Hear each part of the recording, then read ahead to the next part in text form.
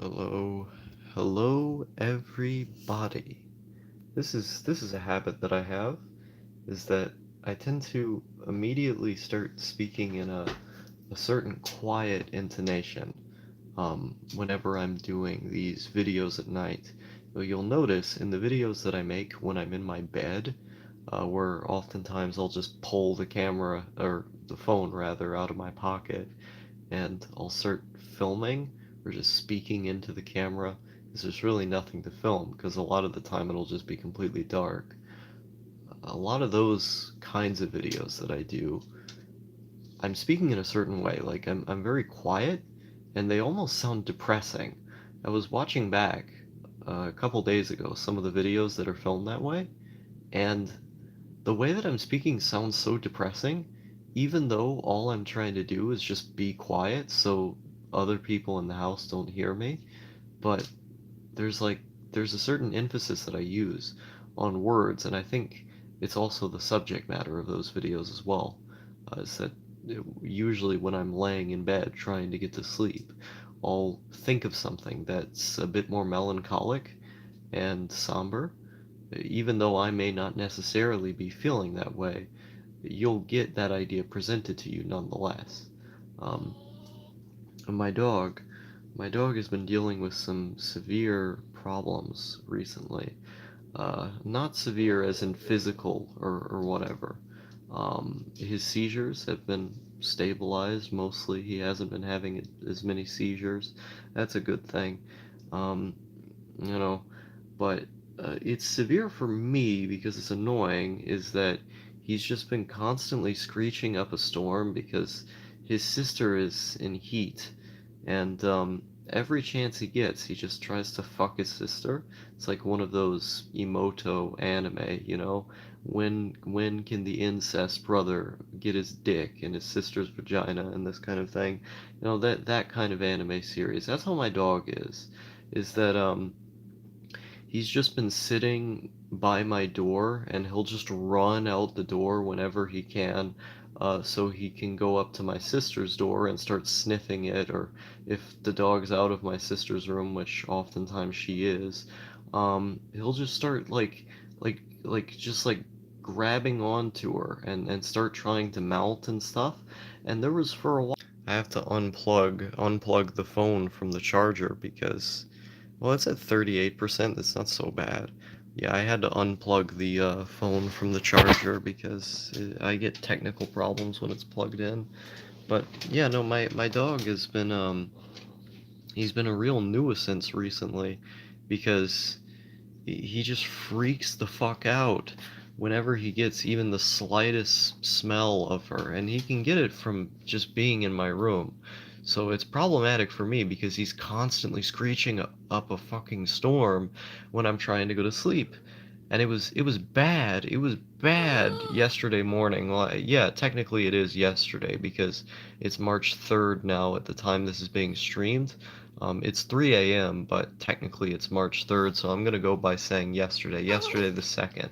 Um, I I got to sleep. Shut the fuck up, dog, please.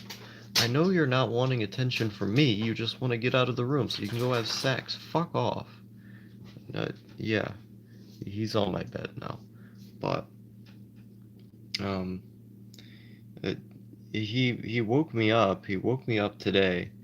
Um, he or yesterday, technically, where he woke me up yesterday is that I had just gotten to sleep at 2 a.m. Um, and he woke me up at like 7 in the morning, and so I was running on 5 hours of sleep all yesterday, and it wasn't so bad. I didn't have to do any like mentally or physically strenuous tasks, and in general, I was pretty, what is the word I should use? I was all there, you know? It wasn't bad going on 5 hours of sleep, but it was annoying having to wake up because he was just on top of me, screeching because he wants to have sex with his sister. Really, really fucking annoying. And it's always, It's always a certain time of year this happens. It's like around spring or around fall that this happens. There's certain times of year when dogs go into heat. And so it's very, very annoying to deal with because he fucking wakes me up when I'm trying to go to sleep. Um, just so he can, screech and complain, and he doesn't act like his normal self, you know? He doesn't act playful in the same way. He doesn't act, calm and nice in the same way. He's not the same dog.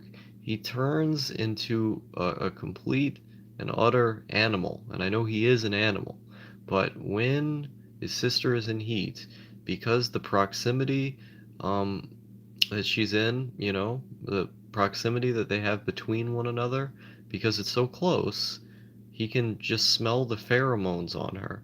It was on my cat, for example. His sister would like just like rub her body on my cat. They have that kind of relationship. And my dog would see the cat, with his sister being in the other room, and he would like start sniffing the cat a little bit and then just start humping the cat's face and like rubbing his dick all over it and stuff. And the reason he was doing this is because he smelled the pheromones from his sister on the cat. And so it's a big ordeal. And so it's been very annoying for me, just having to deal with this. It's not so bad, you know. Um, I feel like the main reason that I tend to complain on this channel isn't actually because I have that much to complain about. It's usually just to have things to say, because it's an interesting phenomenon, like it's physically taxing on some level to get less sleep because of my dog's bullshit, but at the same time, it's also, yeah, like Dalton said in the chat, hey there, it's also kind of funny. Like, it's not that big of a deal. It's just a minor annoyance, but it's a good story to tell, And I think they have these little stories all the time, where like there's these little details that people pick up on, and they make a big thing out of it, not because it's actually a big thing, but because it's just fun, It's fun to pick up on these little things, but it is definitely not fun to lose sleep. And I haven't been able to get to sleep for these last couple hours. Granted, I've probably been looking at screens more than I should. That's never a good way to get to bed, but what can you do, I've just been completely restless, and I know I'm not going to get to bed, so usually when I get like this, I do a stream, because if I can just like talk for a long ass amount of time, I'm so tired by the end and exhausted that I go off to bed. Um, but yeah, it's fucking weird. Sleep is weird because like I've had really consistent sleep in pretty much all of February, but the main reason why was because I was drinking all the time. Like when I'm smoking weed and drinking, and for pretty much that entire month, I smoked weed and I drank every single day, like pretty much every single day. So usually when I'm doing that, it's easier for me to get to bed. Um, um, uh, because I don't have any of that stuff with me, right now. I have to go back to trying to get to bed the normal way, and the normal way fucking sucks. I hate trying to get to sleep when I don't have some kind of sleeping aid. Um, Hi Kaiku. I just finished a script for a video. It's sort of like clicks Philip-esque. Yeah, he's a good boy. I think I shared one of his videos recently. He's cool. Um, when I'm writing them all I can hear is the Clicks Philip music. Nice. Yeah, sometimes when I'm writing, I hear other people's voices as I'm reading it back. Like, what would this sound like in this person's voice? It's sort of like when someone's personal style has such like a rhythm and voice to it that you can recognize, when you're writing something that takes influence from that, it's almost like you can hear it in your head a little bit. I wrote something today because a friend of mine, a friend of mine needed a YouTube video to be made for them, so I just wrote something for them really quick. It was like I think it was like 1.5 pages. It wasn't very long, but yeah, that'll show up on that channel. I guess I'll link it around, but it was just a politics thing. Like I don't really care about politics that much, but I write about it anyway. Um, because it's just something to do. It's like everything in this world. It's just something to do, you know? Like it's another distraction from existing. But I want to write more poetry again. I haven't been writing poetry in a while. I want to write more poetry, but it's hard for me to get into the mood of poetry. Is that I had this I started writing poetry a little bit in like late February because I started developing feelings for a friend of mine. Um, and I still kind of have feelings for her. It's weird because I'm mainly like into guys. Uh, I don't tend to be I'm not really like attracted to women physically very much. But I developed feelings for this friend of mine, and immediately I just wanted to write poetry. And I've noticed this pattern with me is that when I feel feelings of affection for someone, I start wanting to write poetry. It's like a feeling that has to be gotten out, you know. And I told them how I had felt about them. They didn't feel the same way.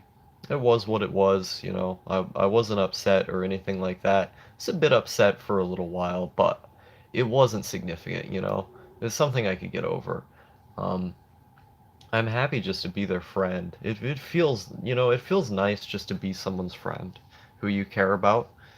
It's like at the end of the day, as long as you get to spend time with them, what difference does it make, you know? Uh, everything. What was that about? Oh, poetry, yeah, but I want to write more poetry. I think that would be neat. I think it would be neat to write more poetry. Um, but writing more in general, I feel like would be a good goal for March because this is going to be, besides most of April, I guess, the last stretch of time where I just have my room to myself and I'm in a very stable environment where, I have lots of free time. And so I want to try and take advantage of that in order to write more. And writing's generally pretty easy for me, so I think I can get it done. All you really have to do is get the first sentence. But for me, it's always about the first sentence. If you get the first sentence, if the first sentence is a banger, like if the first sentence can can end up like defining the thesis of what it is that you've wrote, um, then the rest of the script just comes completely naturally. Oh, hi Wiki. Yeah, you're gonna like the thing that I wrote for Shonen Ronin today. I think you're gonna enjoy it, at least a little bit. It's sort of topical. I think you might like it. But read one of your poems. I don't like reading my poems publicly. I have a thing about that. Um, maybe one day I'll get to a point where, I read them all out into like a microphone as like a video, like a slam poetry kind of thing or something. But at this time, those things are just too personal for me. Even some things are too personal for me. Like, I'm the kind of person who I'm basically just an open book. I say I have very few secrets, very few things that I withhold on the internet. I'm very, very open, but there are certain things that are too sensitive even for me. Um, so I don't know. Maybe I'll get to the point where I start reading them out, but it's a personal thing. Um, how long did it take you to get good at writing, and how did you practice? I just practice by doing it. I wouldn't even say that I'm that good at it per se. I think I've written some things that I'm proud of, but I'm definitely not as good as I could be. I started writing in like mid 2016-ish, but that wasn't really consistent. It was just kind of like random things. I only started writing consistently at the very beginning of 2017. That was January 1st of that year. I started out the year with a bang. I released a written, like, scripted video, and then since then, I just focused on trying to write as many blog posts as I could and trying to get out more scripted videos. And in a lot of the early videos, you see this continual problem with me not explaining certain things enough, where I'll have like gaps in the reasoning where I'll make a statement and then I won't back up that statement, but then I'll make a bunch of other statements that have too much reasoning that are over explained, and they feel very messy in general. That's how a lot of my writing was, is that um, because I've always written stream of consciousness, that's just the way that I write. Uh, the early stuff felt very stream of consciousness, like you could tell it was bad, that it didn't have effort being put into it. But it's about practice. Is that the more things that you write, the easier it's going to get. I'd recommend doing a journal. Uh, I do more journaling nowadays just because I forget so much stuff, but doing a journal helps. Writing down, just thoughts that you have. Like if you're just analyzing something that's going on in your daily life, just write it down. It helps to constantly be looking for these little signifiers. Obviously, read a lot. The more that you read, the more knowledge you're going to come into writing with, the more influences you can potentially have. That's very important. Um, yeah, it's practice, but really practice is the most important thing. Just practice all the time. Never stop practicing. Um, that's a shame. Friends especially get happy when they receive poems. Yeah, no, I've gifted poems to some people before, but you know, um you forgot to mention the script is literally titled The Video Making Journey. Did someone title a script that? I never titled a script that. Not necessarily writing, just a skill in general. All my skills are passive. Yeah, I mean, even like writing for me sometimes feels passive. Like it doesn't feel like I'm doing any work when I'm writing. That's the weird thing, is that I think about the first sentence and I think about the last sentence. That's really all I think about when I write. Everything else is just you just sit up, you hit the keyboard, and then it's punch up time. You just keep writing and then it's done. Um, I forgot to mention, not you. Oh, your script is called that. Okay, okay. Um, but yeah, that's but I'm looking forward to being able to stream in the summer again. Of course, the summer of this year, I'm going to be working, so I won't be able to stream, at nighttime again. But I miss, getting like 25 viewers on a stream at 3 a.m. because so many of the people who watch my channel are, in school, college or high school and whatnot.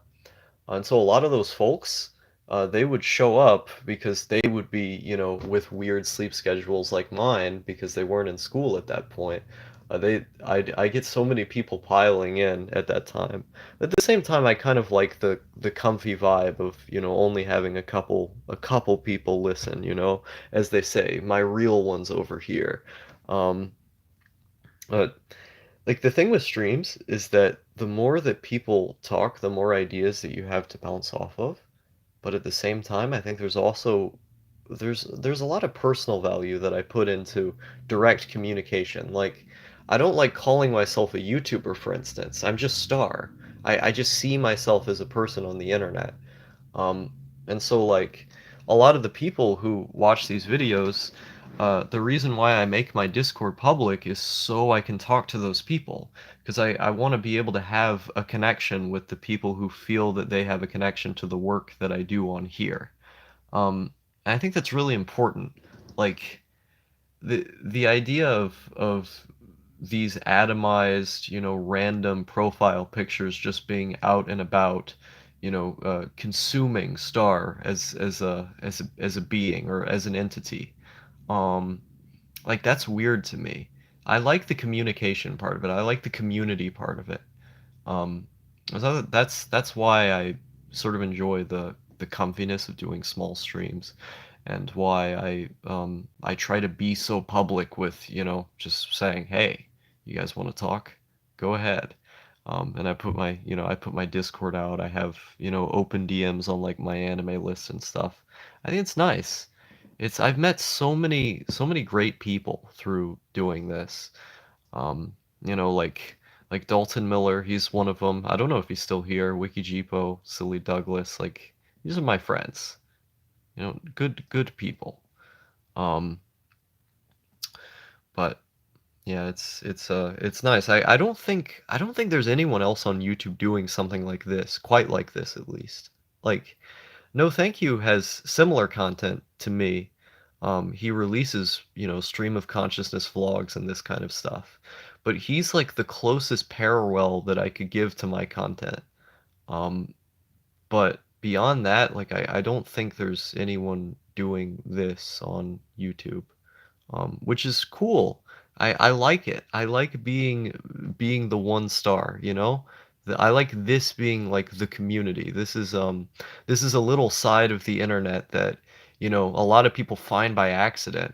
I God knows, I've had so many people come over here and say, I have no idea how I found your channel, but I'm glad that I randomly found this guy going insane in their room because I've never seen something like this before, and it warms my heart. It's great. Um, I think we're doing something special here. Like who else tunes in to listen to a guy trying to get to sleep at, almost 4 a.m.? Oh, thanks, man. Yeah, no problem. Um, but yeah, it's a crazy world we live in, man. I've been having this thought lately. And I was thinking about this. I was thinking about this in the bathroom today. Is that were you always into nihilism and seeing life as distracting yourself until death? I've always been pretty nihilistic. Like, both of my parents are atheists, and so I had a very atheist upbringing, or the belief that, there isn't really anything after death. My dad has some sort of strange kind of pseudo-spiritual beliefs because he had a near-death experience when he was very young, and it had a big impact on him. And so, he is an atheist. He believes in atheism, but at the same time, he believes that like there's like a soul of some kind that does, very basic like spiritual communication after you're dead, even though you're not conscious, which is sort of weird. It's difficult to explain, but he almost never brings that up. Like it almost never comes up. He usually just talks in terms of like very scientific terms about atheism. And my mom's pretty much the same way.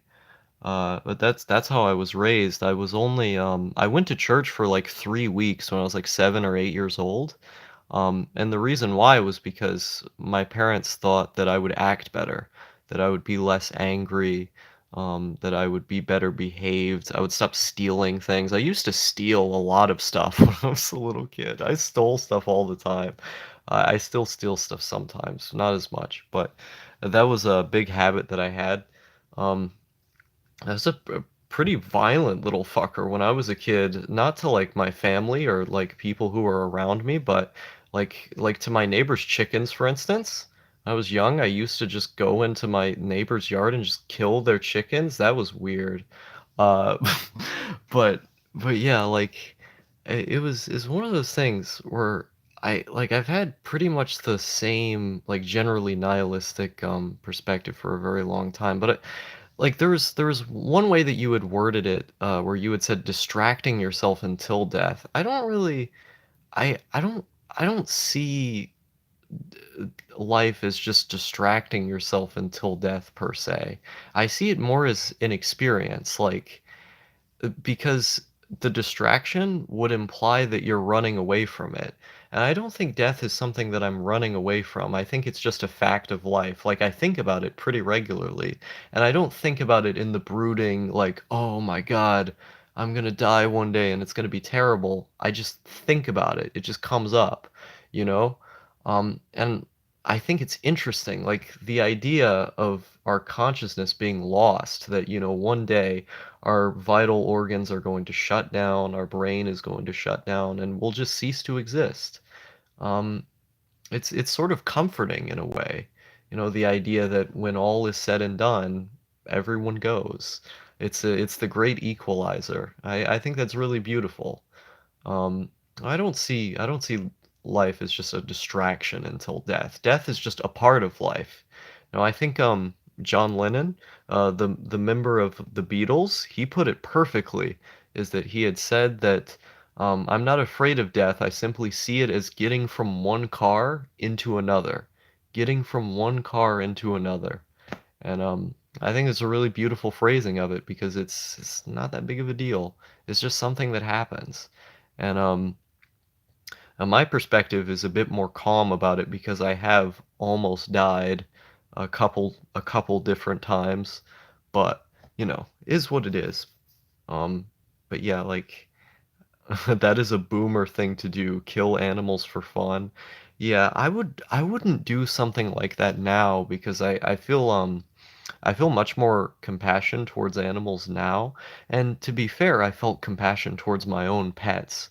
I just really hated my neighbors. And so I would just fuck with their chickens. It was a weird time.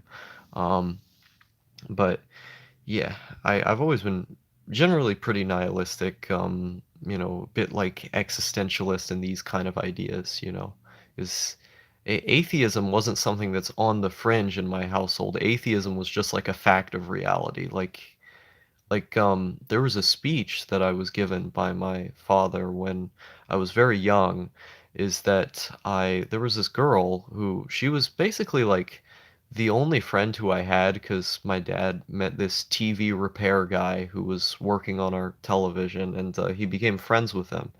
And he had a daughter, and every now and again, we would go over to this TV repair guy's house. My dad would hang out with him and smoke weed and this kind of stuff.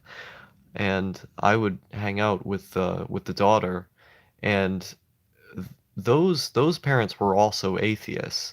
But I was trying to like say I believe something bad happened, like something bad happened with overfeeding a fish or something like that. And I was, wait, no, no, it wasn't overfeeding a fish. That was a different day. It was her toy broke. And I was trying to say that like in the end we'll all go to heaven and God will fix it and stuff. And it happened to be Saturday, so there was church on Sunday. So I said, yeah, I'm going to church on Sunday. And the father of the daughter was pretty angry that I was talking about this God stuff because the daughter just said God's not real. And by the way, like we're like 7 years old, like 6, 7, like around that point. Um, so it was very young. Um, and so she was saying, "Yeah, God's not real, Star. What are you on about?" And I was like, "No, he is. He's real." And so after this, there was this drama going on, and in the car as we were driving home, my dad just told me, "Yeah, God's not real. This is all bullshit. The only reason we sent you to church was so you would act better, and you would if you were afraid of going to hell, you would have better manners and." You'd act like a better kid. And of course, it didn't work because when I was in church, I thought all of the cool people went to hell. Like the way that they framed hell just seemed like a really interesting concept to me. Um, it didn't seem like a terrifying thing. I thought heaven was more terrifying because like the way that they framed heaven was just you're going to live forever, and it's why the hell would I want to live forever? At least in hell, all of the cool people are there. Sort of the mindset that I had about it. Of course, it wasn't articulated that well, but that was the basic conclusion that I came to. Um, and so it was weird. I guess I've always had like a nihilistic sense of aesthetics. Like I've always liked dark things, things that are edgy. Um, and that was the kind of media I was exposed to. That's the thing, is that I was exposed to a lot of very edgy media at a very young age, and I think maybe that had an effect. But yeah. So hopefully that answers your question. Um, I think there is a soul of some kind because I don't understand how a pattern of matter could create consciousness. My computer processes inputs and produces output just like my brain. Well, it depends on how you would define the soul. I just see the human body as like a logical set of processes. Is that, all of our body parts and the way that they work together have a certain function, and the function, like our body works together in order to reproduce. That's the basic idea, is to keep life going, and that's it. Of course, if you want to get into how the Earth was created, there's a number of scientific theories about that that have pretty good evidence to them, I'd say. Uh, if you start getting into questions of God, like, oh, well, who created God? Who created him? I don't know. Uh, let's see. Um, your computer didn't go through the evolution of the Homo sapiens. That creates fiction in order to gather in bigger groups than animals.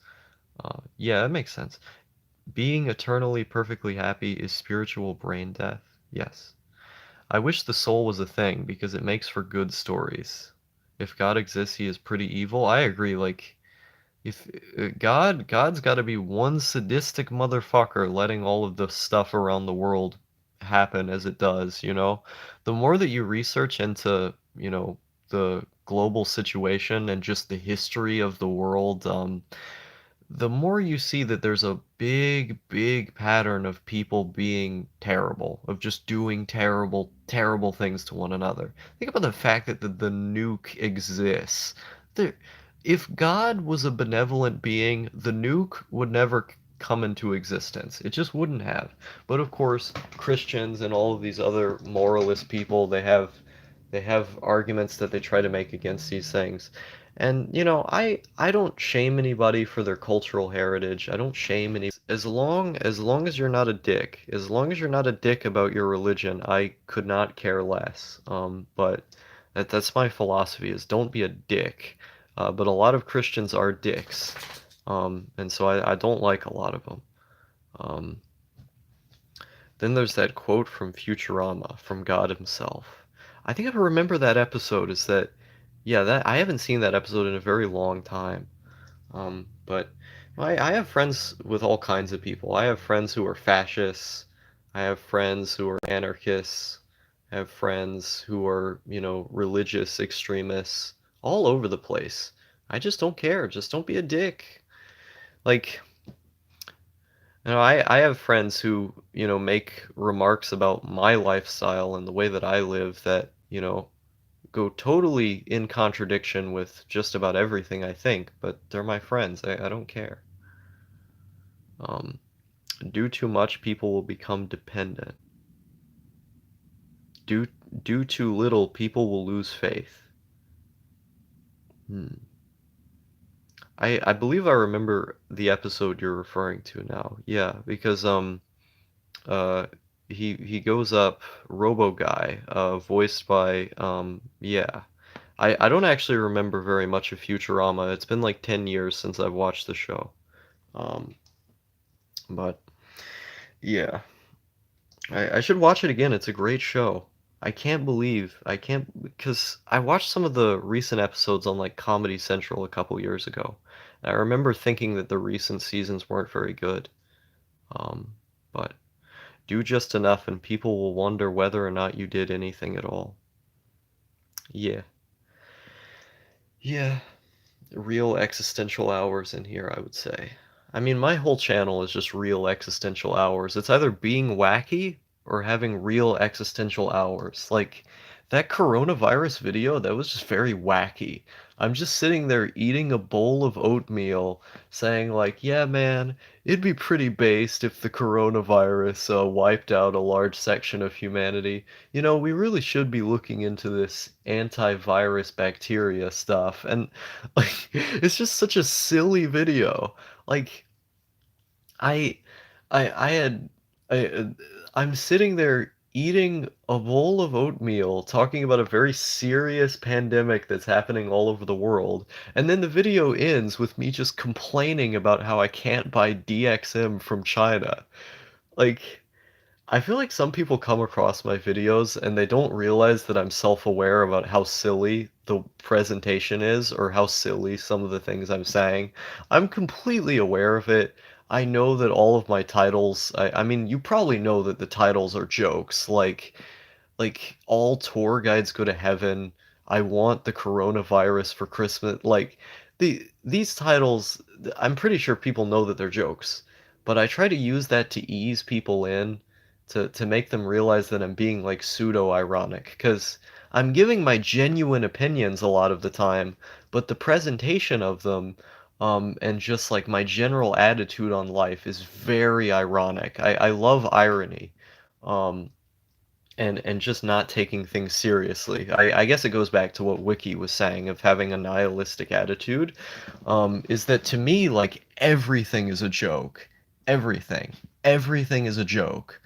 And so, um, the idea coronavirus will just kill boomers. God, I hope so.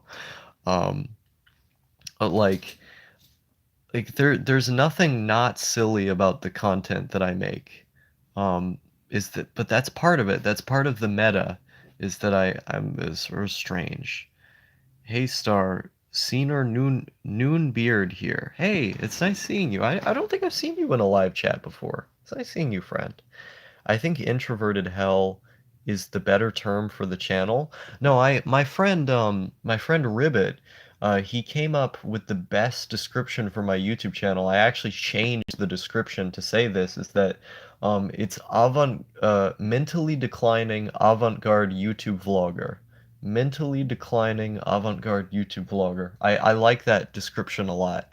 Because it's basically just me documenting my process of going insane, but a lot of the time, well, maybe not a lot, but some of the time it's in an avant-garde way, but they're vlogs.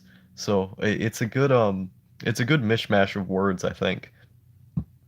Yeah, we only chat in Discord. We should talk more. We've only talked a few times because you're in Red's server, and of course, Red, being the very sensitive, frail, triggered guy that he is, can't take me making a few jokes, and banned me and unfriended me. So if you want to talk more, just hit me up in DMs. Actually, I should invite you to the Straw Domain server. Come to think of it, because you're a cool guy. Um, the coronavirus thing has been extremely blown up in the media, the people that I think I think it is like it's not as it's more serious than just being a fever. But yeah, the death rate is 2%, is that 2% of the people who contract it die, which is not that big of a deal. That's why I talk so much about uh uh, antibiotic resistant bacteria in my video because the point of the video, like, it was less about the coronavirus and more about just the coming pandemics in general. Um, how about Notes from Underground 2 Electric Boogaloo? I don't even think I've read Notes from Underground. I think that one's been on my list for a while. You could be the Van Gogh of YouTube. I appreciate it, man. I don't think so. I think there's other folks out there who have got that covered, but it'd be cool. I mean, I'd like to cut my ear off and mail it to somebody. Yeah, no, maybe I'll cut my ear off and mail it to my ex. That'll be a good YouTube video. Mutilating myself for the sake of past love, not clickbait. It's gonna be great. Ugh, fucking kill me. Ugh. But yeah, yeah, it's a good time. People I always get taken aback by how uncomfortable people get IRL when I make jokes about killing myself. Is that like to me that's just a normal thing to do, but I've scaled back on it. Is that very rarely now, except in videos, do I make jokes about killing myself. Because so many people are uncomfortable with it. Like to me, I think it's hilarious. But I like whenever I do these jokes around the vast majority of people, especially IRL, but also online, people are just like, stop. Just don't do that. And I think it's funny. It's funny to me. I'm not gonna actually do it. It's looking forward to it. Nice. Notes from the Underground is more about someone weak and pathetic ranting constantly, not a nihilist communist need to or mentally declining. Fair enough. Um, Never read Notes from the Underground. I wouldn't know. Yeah, I'm a man who can't read myself. I'm kind of known for it. It's kind of my thing, not being able to read. Um, but yeah, it's been I that was the point. There was a point that I wanted to make earlier in the stream, but I got off on a tangent. Is that for pretty much like all of February, certain parts in January, there were parts in January that I felt pretty bad. If you watch these streams, you know that. But um, yeah, like throughout pretty much all of February and now into March, I I've pretty much never been depressed. Like I've had moments of being a bit upset, but they've been the manageable kind of upset. And it's not like a manageable kind of depression, like, oh, I'm depressed all the time, but I'm just going to ignore it. They were just like feeling a bit sad sometimes, or feeling a bit lonely sometimes. Is that I've learned that if I ever feel lonely, I just spend time with my dad, and then the loneliness is gone because I'm spending time with my dad. Loneliness is a pretty rare emotion for me, though. I almost never get it, but in those rare moments when I do, they're short lasting. But when I do, I go, oh, I just spent time with my dad, and it's nice. But in general, like I haven't been depressed. Uh, I've had moments of feeling a bit upset, but in general, I've just been very, very calm. Um, I haven't like even just waking up, like some days now, I just wake up just happy to be alive. Like I don't have a care in the world, nothing to worry about. It's nice. The one thing that would be itching at my neck and bothering me is getting caught about, not doing school, obviously. Which I found out recently that there's an in. I got an in.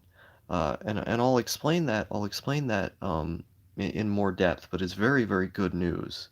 Uh, yeah, but I just wake up and I'm just in a good mood. And it's weird. It's weird experiencing that. Um, and I don't know, maybe it's from how much weed I've been smoking or something, or maybe it's because I've been getting a much better relationship with my father. I don't know. It's like I've just been happy. Like at my baseline, I've just felt nice. It's unusual for me. Um, But yeah, like see Wiki in the chat is he's got an open mouth. He's confused. Um, let's see. It's short, but honestly not even worth it, although it's pretty memorable but very, very long-winded. I mean, hey, I like long-winded. It could be fun. I might give it a shot. It's like I said, it's one of those books that's been on my list. Um, I now want to get star reading more books and I now want to start reading more books and expand my mind thanks to your corrupting influence. I mean, hey, if I'm gonna corrupt you in one way, uh, I'm happy to corrupt you in the realm of literature. Um, it makes me so happy when I hear that like I've inspired people to read more books because I get that comment sometimes, not a lot, but every now and again I get someone telling me I I've started reading more books because of you, and it warms my heart. It's great. Um, but you should also read Demons. I I'm sure there's a lot of books called Demons. You could probably find a self-help book called Demons. Demons. How to cleanse yourself spiritually with something. Gonna get some Sartre. No, Sartre is not fun to read. I would not recommend reading Sartre. He's very long-winded. There's a lot of annoying language in his books. I don't think he's worth reading. There's a lot of really dumb free will stuff that he goes on about as well. Not that I even necessarily disagree with the bulk of it, but like, he goes on way too long. Um, and I mean I'm like the king of reading philosophy books that I don't like because I've tried reading Kant and I don't even like Kant very much. I think it's interesting, but he is the most impenetrable philosopher in the world. Like he was impenetrable back at the time that he was writing. And back then, like everything back then sounds impenetrable for us to read now, but he was impenetrable for their standards. And reading Kant is a huge ordeal, but I've tried doing it anyway. I need more stems. If I'm going to read Kant, I need stems. I can't do it on my own. Modafinil's not gonna cut it. Caffeine's not gonna cut it. Um, I cannot read Kant on its own, but I've tried. I've read, critique. You got pure reason there. I've tried going through it. It's easier to watch lectures about him. But Demons by Dostoevsky. Oh, okay, okay. Yeah, read Camus. Silly Douglas. If you're gonna read a book, and you're like starting out getting into literature, read The Stranger by Albert Camus. That's a great book to start with, I think. It's personally my favorite book besides like Post Office or Women by Charles Bukowski or something. But I like that one a lot. Um, uh, but yeah, Camus is great. Yeah, no, Camus is really great. Uh, but yeah, like I've just there was a point I was gonna make. What was it?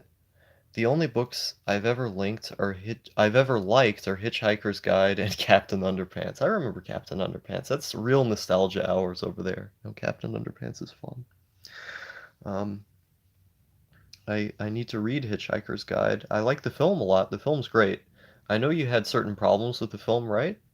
Ever liked consistently at least? I see, I see. Um, no, when I was in early middle school, I liked these books about cats. What was it called? The Warrior series. Yeah, I was really into these like they're basically like beginner's literature. Like when you're starting out reading like larger books, like middle school, it's like right at that level, like transitioning from fifth grade to sixth grade. Um, I read a lot of those. I read a lot of those during school. Maximum nostalgia with both those books. Warriors. I don't have any of my Warriors books anymore. Ar Artemis Fowl 2. That was the like the offshoot series about owls, wasn't it? I know they had an offshoot series about dogs. Uh yeah, that was a fun time. Being you know, being a kid, good stuff. I recommend for a long time I've been meaning to read Heart of Darkness. It's just so many books. Just so many books. Too many damn books. But yeah, it's gonna be nice. I swear Warrior Cats is a furry gateway drug. It probably is. There's probably a ton of people who became furries just because they read those books when they grew up. Um, it's kind of funny. I remember I was so sad when it wasn't Firestar. Who was it? Brave Paw? Which one what? The one that died really traumatically. Well, there's a lot of deaths in those books. I can't remember, but I remember I cried. It was like the Silver Cat, and yeah, being young is yeah. But are you seriously into film, by the way? I'm not really a film guy, no. I might get more into film over time. I just sort of watch whatever. A lot of the films that I know about, I've watched because my dad showed them to me. Usually when I watch films, I watch films with my father, and so he'll just put on something. Like that was how I watched 2001: A Space Odyssey. I was 8 years old. I was 8 years old when I watched 2001: A Space Odyssey, and I thought it was amazing. I loved the movie, even though I didn't understand some of the more conceptual aspects of it and some of the political undertones. I just thought it was so cool. And so he showed me some good stuff, like Rain Man. I'm really into the film Rain Man. He showed me that. Um, not to be confused with Train Man, Densha Otoko, which is actually like my third favorite film. I found that film on my own just because I'm an otaku, but um, yeah, no, I don't tend to seek out movies like that on my own.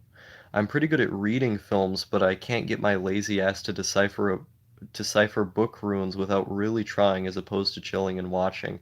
Yeah, no, I'm much more of like a book person than a film person, I think. Um, Nocho Libre is unironically an amazing film. It was okay. Hey Star, just wanted to drop by to say I woke up early a few hours before I was supposed to wake up, so it looks like we're in the same condition. Yeah, hopefully you get to sleep soon enough. My sister literally hisses at me like a cat when she's upset. That sounds like autism. That's pretty based. I I I like people who have little weird characteristics like that. Well, women get away with it more, just because of culturally enforced reasons. But I like people who are as autistic as possible. People who just have weird little quirks. I think everyone everyone should be trying to emphasize the things about them that make them different, because that's what makes the world interesting, you know? Like everyone is different on some level. I always go back to this phrase, is that every person is different, but no one is special. Is that we're all the same in the sense that we're all different, and we're all going to be forgotten the same way in the end. But we can enjoy the fact that we're different in certain ways. It's like people hate that term special snowflake, is that they constantly deride people who uh, you know, feel different in some way, or just like openly identify with the fact that they're different, and they call them special snowflakes as a way to demean them. But in a literal, like, well, metaphorical, in a metaphorical sense, everyone is a special snowflake, because what makes a snowflake identifiable and unique is that they're all different. Like they're all different on some level. And so are human beings. We all come from different genetic makeup. We all have different experiences. We all have different backgrounds. Even if you put two people in a room who are very similar to one another, they're not going to be exactly the same. You never step into the same river twice. A does not equal A. History is always in motion. And so I think people worry too much about identity. I agree, and I'll get to that in a moment. I don't actually think identity exists. I don't think identity is a real thing, but I'll get to that in a moment. Is that oh, everyone, yeah, that I find that line of reasoning very strange. Is that people call people special snowflakes as an insult, but everyone is different on some level. So like every snowflake is special. I don't give a shit about what my personality is or whatever. I just want to do shit. Um, I like personality as a concept. I like the idea of like presenting yourself, not not in a disingenuous way, but like of just having a personality that's interesting.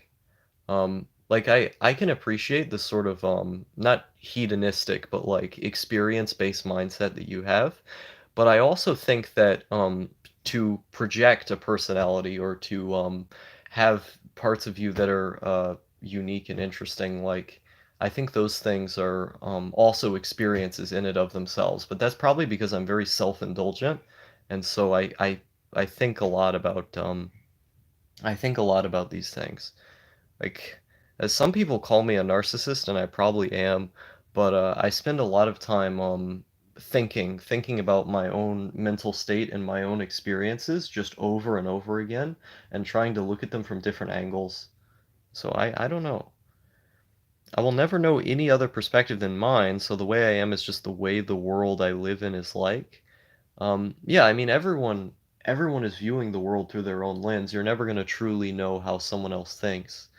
Um, but like I yeah, I'm pretty much in agreement there. But people care too much about themselves and the world around them in general. Um, it depends. I don't think there's anything wrong with being selfish. I think people should be as selfish as they can. In general, like Star gonna come out here like saying selfishness is a virtue, but I think generally like because God doesn't exist, there are, you can't have morals without God. Ultimately morals are going to be defined by some sort of religious structure. And I've heard people say, "Oh, I have morals because I care about people," and "Oh, morals because I blah blah." Like I understand that it's beneficial to people to have morals because if you're keeping people who are helping you alive, and if you feel empathy for people who are beneficial to you, then obviously that's going to be a benefit to you. But it's just weird to me. Like it's hard for me to have like a moral stance on most things. I don't really have very many of them. Very few. Like being anti-war is one of them because that's just a very broad and simple to understand thing. But in general, I don't really have any morals. I don't really believe in them. The only morals that I ascribe to are just self-interest. I'm going to do what's in my self-interest. Um, reads Atlas Shrugged once. I don't like Ayn Rand at all. Uh, I can't imagine not feeling empathy. It's great. I really like not feeling empathy, because there's a lot of pain that you would otherwise experience, that you just don't. And ultimately, the reduction of pain is I think more of a moral good than not. But yeah, no, I mean, like I was saying earlier in the stream, when I was a little kid, I used to just kill other people's chickens for fun. So what does that say about me? But I don't know. It's difficult for me to feel any sort of like moral code outside of what's directly in my own interest. I can fake empathy. Um, I can I can make it look like uh I care about the other person, but usually I just don't care about the other person. Um, I used to be more empathetic, but I've become a lot less empathetic over time. And part of it is intentional. Like I will intentionally kill certain parts of my own empathy, but other parts of it is just always been like that. Like there's part of me that's just always been numb there. And I don't know what to do about that. I don't think it's a problem. Other people do. I don't. Um, I don't give a shit about dying. Yeah, neither do I. It's just one life. If one life is lost, who cares? It's not my problem. Um, I support socialized medicine solely because of empathy. I can afford healthcare, so there's nothing in it for me, but I think other people deserve it, and I think it's a shame that it's not universally available. No, I support universal healthcare as well. For one, because it costs less money. Like again and again, it shows that it costs less money to have a nationalized healthcare system.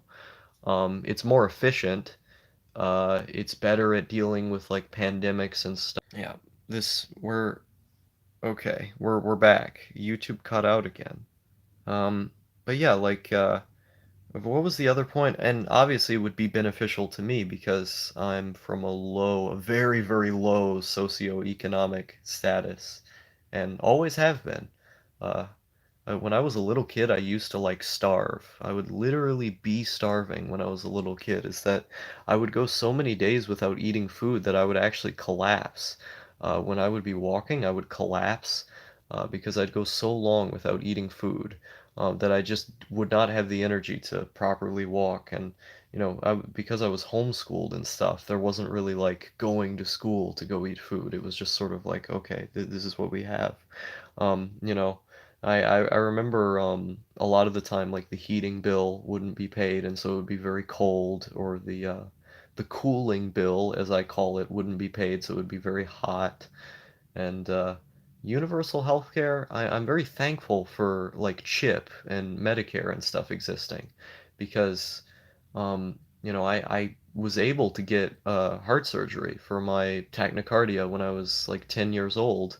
And the reason why was because I got it for free from the government. That would have just never happened if not for the government. And I still have tachycardia if not for that. So, you know, it's one of those things where, like, I think there's a net benefit for everybody. There's a self benefit for me. Even if I had the money to afford healthcare, it would be beneficial to me. It's beneficial to everybody to have universal healthcare, I think. Um, let's see.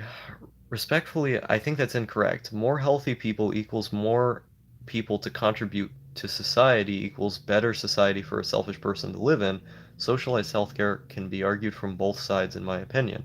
Yeah, if there's more people contributing to society, like for example, if there's an artist you really like is very poor, and they have to spend so much money on medical bills, they don't have to worry about that anymore. And I like that artist, so I want them to exist.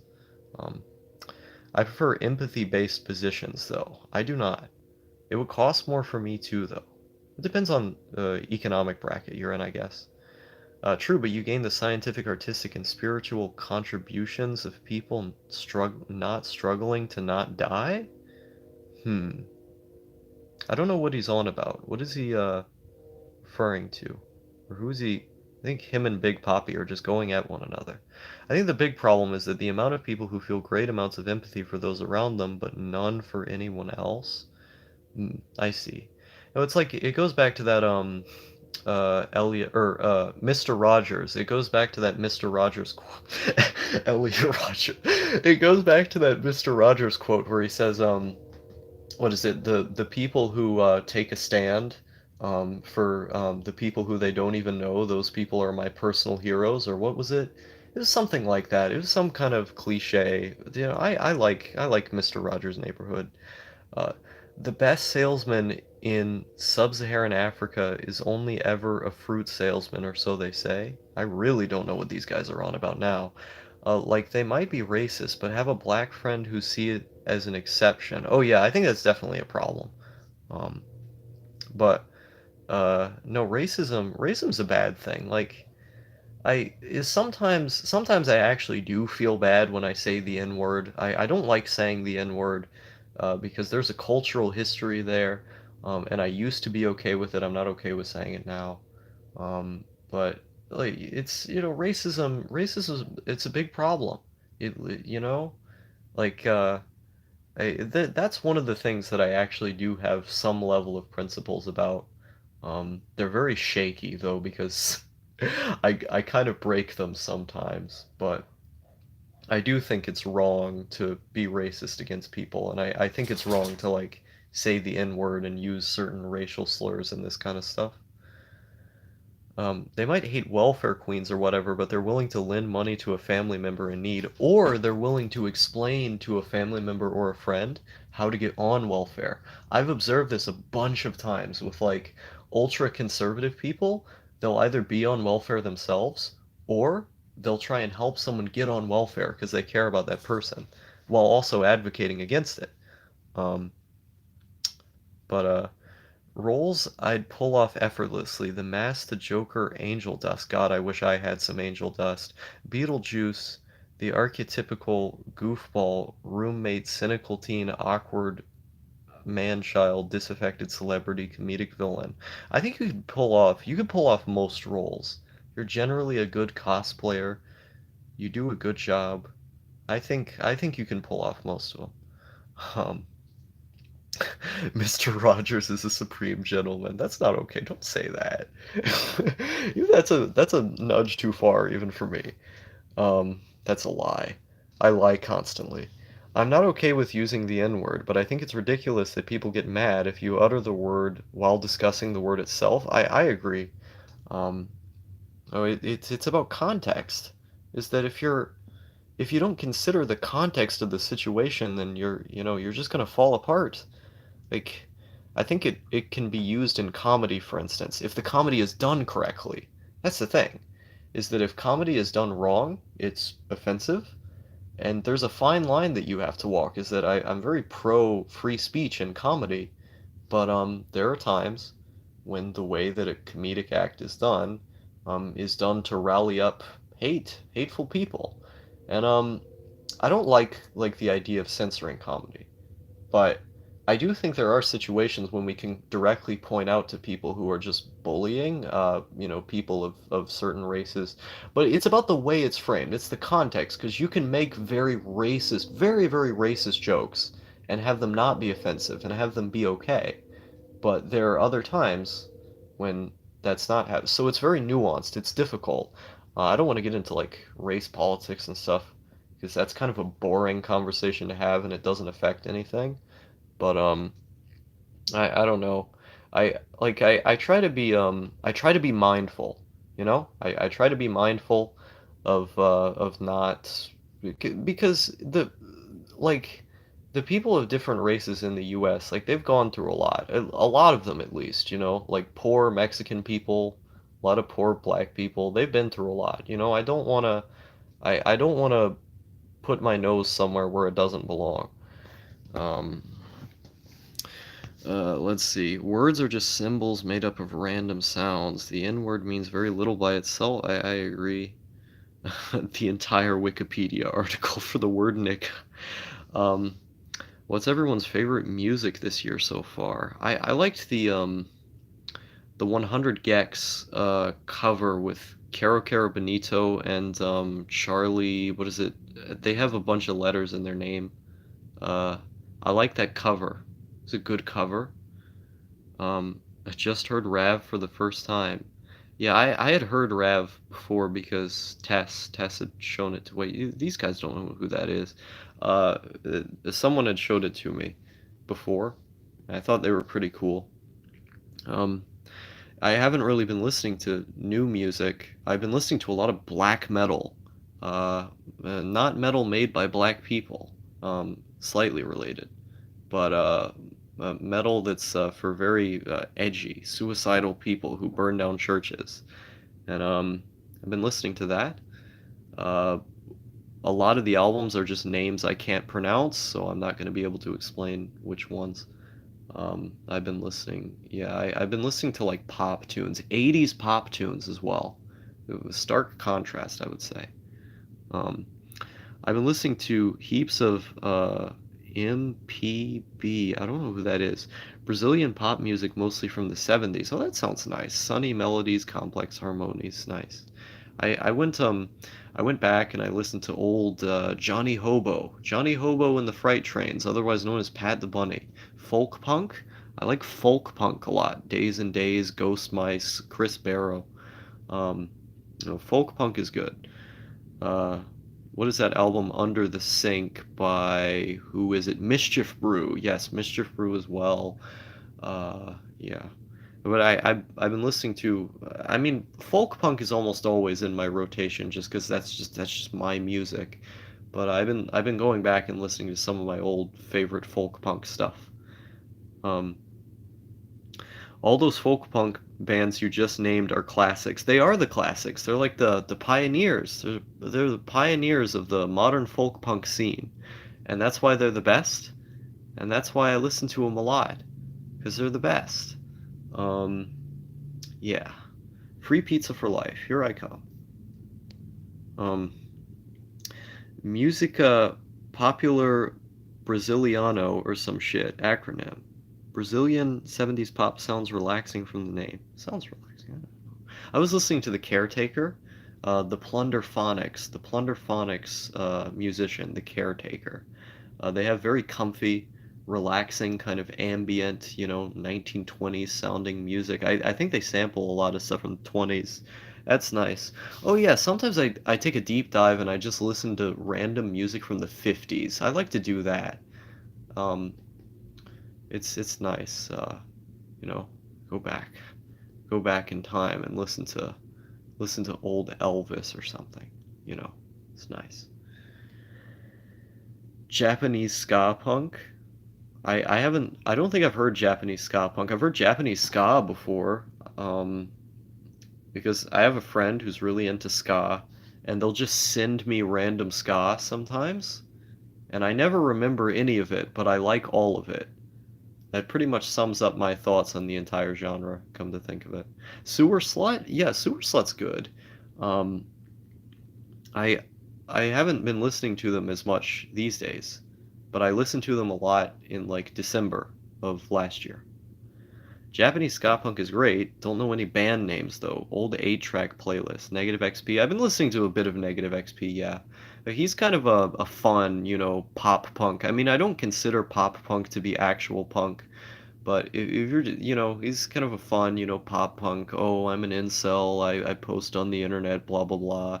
It's kind of fun. It's fun. They're catchy tunes. Um, I like his music.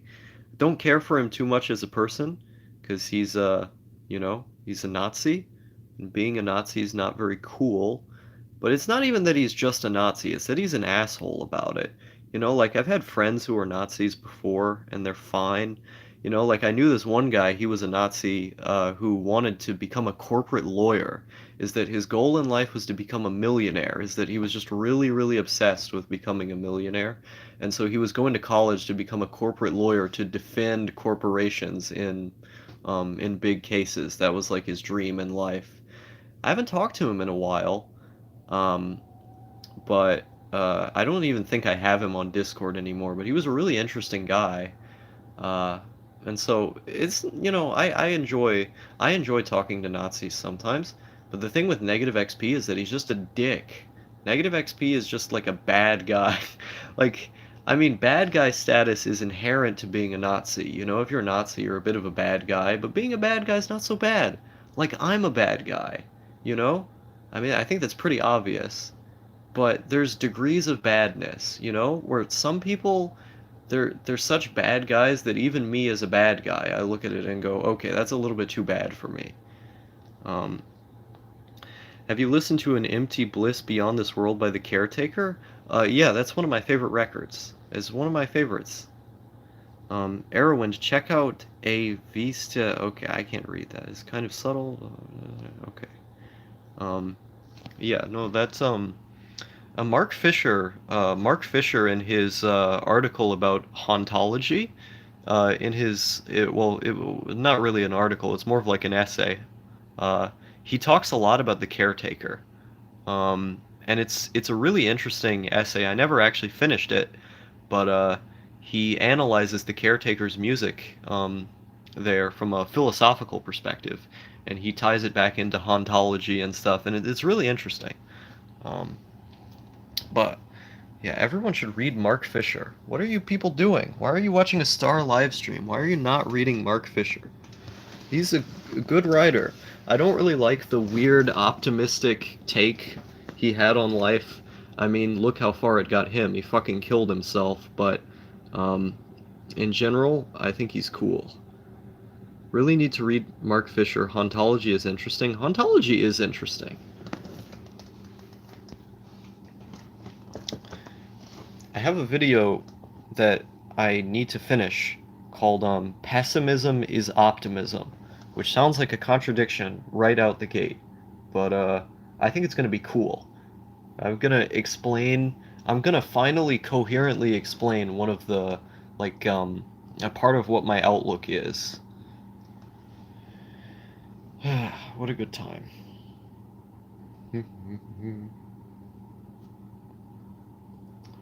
But, yeah. T plus Pazzo Light? I don't know who that is. Um, but, yeah. I don't think you're bad, Star. At worst, you're ethically neutral on most things. Nazis are straight evil. I mean, I appreciate that. Um, yeah, I feel like, I'm ethically neutral on a lot of things, but I've done some pretty bad stuff. Some of which I haven't talked about, um, because like there are things I've done that would get me in actual legal trouble if I talked about them. But other things are like most of the like really bad stuff that I've done, I've talked about publicly just because I don't care. There are certain things I haven't talked about. Um, I don't know, maybe because I guess my self-image is coming from things I've done in the past. Um, I don't know. Uh, do you like Madoka Magica? I thought it was a crock of shit. I thought it was bad too. I give it like a 2 out of 10 on Mal. I watched the entire series. I finished the show. I um I suffered through the entire thing, and I gave it a really low rating. I didn't like it. I don't know why people like it. Like the key difference is that optimists are desperate, pessimists are contented. I see. It depends. I suppose it depends on who you talk to. Well, like with all things, it's up to the individual. But optimists, it was like I was talking about this advice that, or this piece of wisdom that my dad gave me recently about giving up, is that the reason why so many people are depressed is because they just refuse to give up. They wake up every day and they feel bad because they want so many things that they don't have. They look at all of these things that they don't have and they just want them endlessly, and it's like their lives are, it's a cycle. Um, and he told me that when you just give up, when you completely accept your environment, then you can only effectively change it. Because at that point you're working from a base of calmness and of emotional stability. But when the people who have trouble waking up every day, it's because of how many things that they want. Is that there is power in giving up, and I think that was some of the most powerful advice I had ever gotten, or some of the most powerful, pieces of wisdom that I've ever gotten from another person. Is that ever since he told me that, um, it because like that's always been my point of view on some level. Like I've always had the idea that that was correct, but when he explained that to me, um, it was like everything clicked. Um, and so I've become a big advocate of giving up. Because that's how you get things done. Again, big contradictions over here.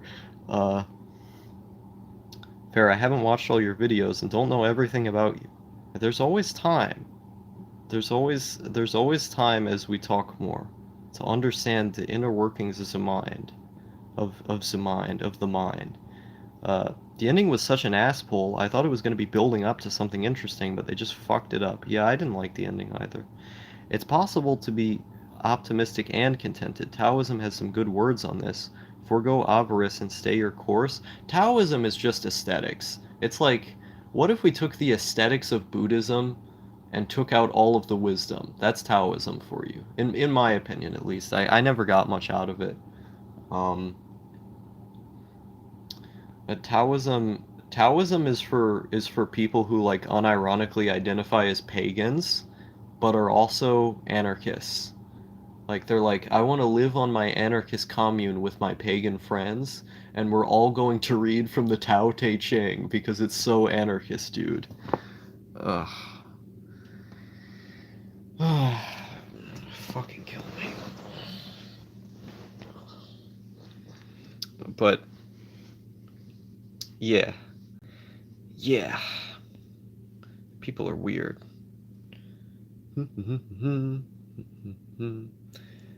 I actually feel more awake now. I feel more awake since having done this stream, and I guess it makes sense because I'm projecting my voice and I'm talking. But usually I get tired after. Maybe I just need to do it really long. I'm sick of philosophies and all that bullshit. I have enough problems as is. I just want to make my own damn decisions and do the shit I want to do and need to do. Hey man, have I got a philosophy for you? You sound like a bit of a pragmatist right there. Just wanting to do what works? I have 5 books under my belt that you can read about this. No, but yeah, I mean, I can understand that. Um, I can understand seeing it as a burden.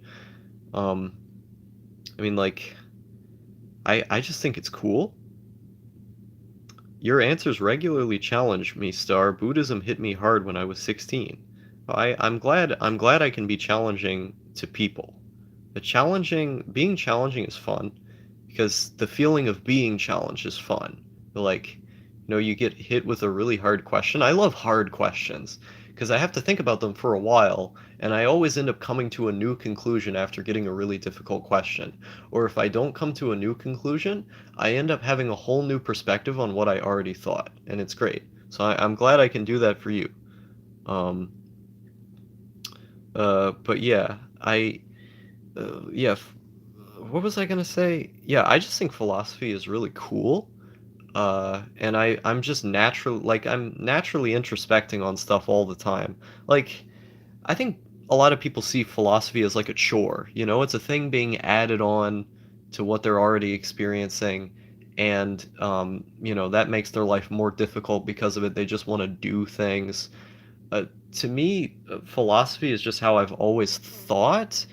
Like, I'm not pretentious enough to consider myself like a philosopher or something.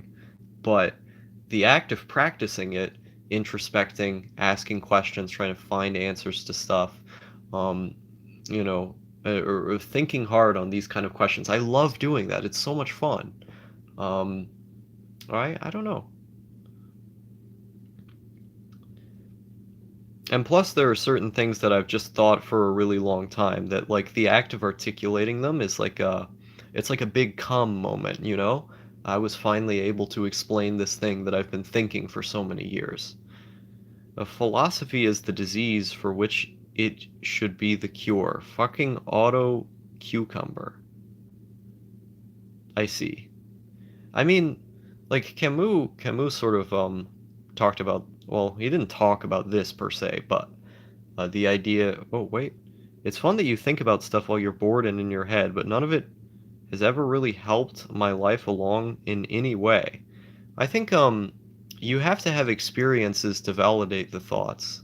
Like it's like when I told the story of the near death experience that I had in December, is that after that near death experience it just validated the thoughts that I already had, where I had a specific way that I viewed life as this like transient experience where anyone dies at any point, so it doesn't really matter, blah blah blah, and there's no need to really worry about anything because it's just sort of a transient experience that happens. It's just another thing that happens.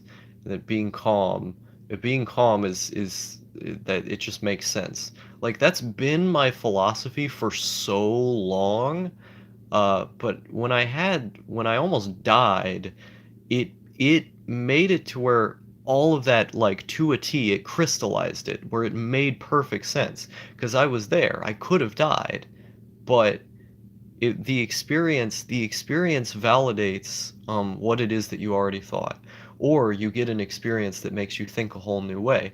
But ultimately, it's gonna be the experience that solidifies it.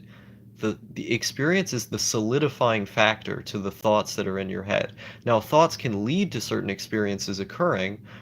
They can change, the way that you feel and all these different things. But when you've had enough experiences that solidify what you think, I think that's one of the most important thing.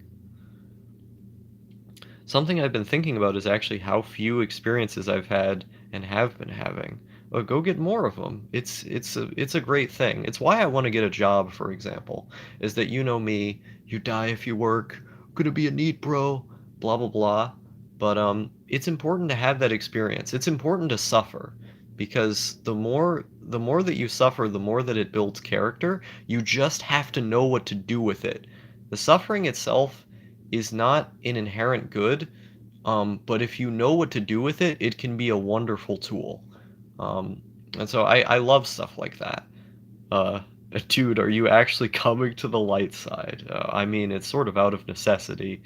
I don't think you were here for this, Big Poppy, is that I'm essentially going to be forced to work in the near future because of very specific circumstances that I'm in, and I just can't change it.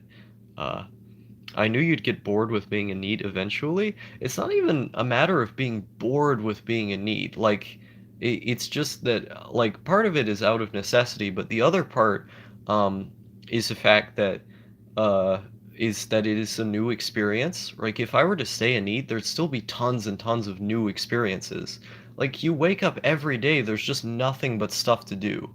Like, I fundamentally don't understand people who can be bored for long periods of time. Like, I've had moments of getting bored, but you just never run out of stuff to do. Like, the internet is a massive it's a massive, it's a massive sea of ideas and content. How do people run out? Like, to me, it feels like there's a new interesting thing that happens every day, but I gotta work every damn day too. Welcome to the fucking life. Yeah.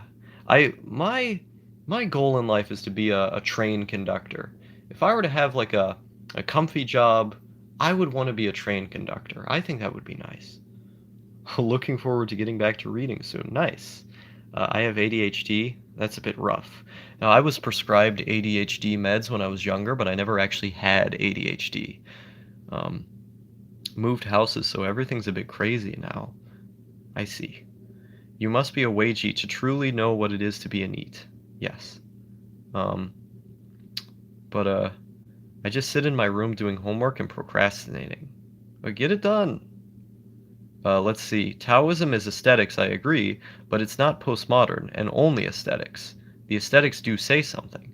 There are anarchists grasping at straws with Taoism, but I think Taoism was has more to say about determinism and sequentially it, eternalism than it does anarchism. Um, I'd have to look more into Taoism then, because maybe I'm coming from a biased perspective, but I definitely don't think it's like postmodern. I think people interpret it that way. I mean, I am a postmodernist, uh, but yeah, I don't know. Um, let's see. It's fun to think about that stuff while you're bored. Oh wait, no, I already read that. Um, let's see. But soon. Man, nobody understands what ADHD is like. You can't just get it done. There's a mental block. Yeah, no, I was being a bit I was being a bit unfair when I said that. I understand, like you never truly know what someone else's mental experience is. You never truly know what it's like to be in someone else's shoes. And I would rather believe what someone is telling me than assume that they're making something up about it. That, because I would want people to believe me if I said what I was experiencing, because it would be the truth, Um, or as I experience it at least. And so I try to give people the respect that's due to them by saying, I have a feeling that you know much more about this than I do. Um, so yeah, I apologize. I apologize for having said that, just get it done. It's a bit of a misunderstanding take to have. Oh. But I liked being prescribed Adderall, because with Adderall, I when I was like 14, I just crushed the pills up and I'd snort them, and it's great. A good time. Oh, oh no. Taoism is not postmodern at all. I didn't say it was postmodern at all. I said it was the opposite. I think it's in line with Einstein's ideas of determinism more than folks give credit for. I see. Star, have you heard of metamodernism? Um, I've heard of it. I don't really know much about it. I'm biased against postmodernism, so don't feel bad. Well, postmodernism is a very broad movement. Postmodernism is essentially anything that critiques modernism, goes against it. A lot of the main postmodernist philosophers did not call themselves that, or they what is it called? They uh they actively didn't want to be called postmodernists. So, oh, I misheard you. It's okay. Um, and so postmodernism is a really, really, really broad movement. But I like Foucault a lot. Foucault is my favorite postmodernist. I don't like his stances on neoliberalism. He thought neoliberalism was going to be like the greatest thing. That was a miscalculation. That was a mega miscalculation on his part. I need to get back into watching Mr. Robot. I halfway enjoyed the first season. The rest of the show was bad. Mr. Robot's basically just Reddit the series. If Reddit had a TV series, it would be Mr. Robot.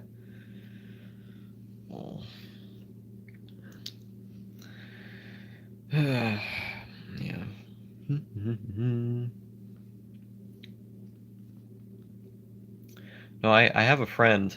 I have a friend who he told me that the one time wait, what is Big Poppy saying? My understanding is that postmodernism is building on the foundation of modernism and studying the world in the wake of modernist revelations.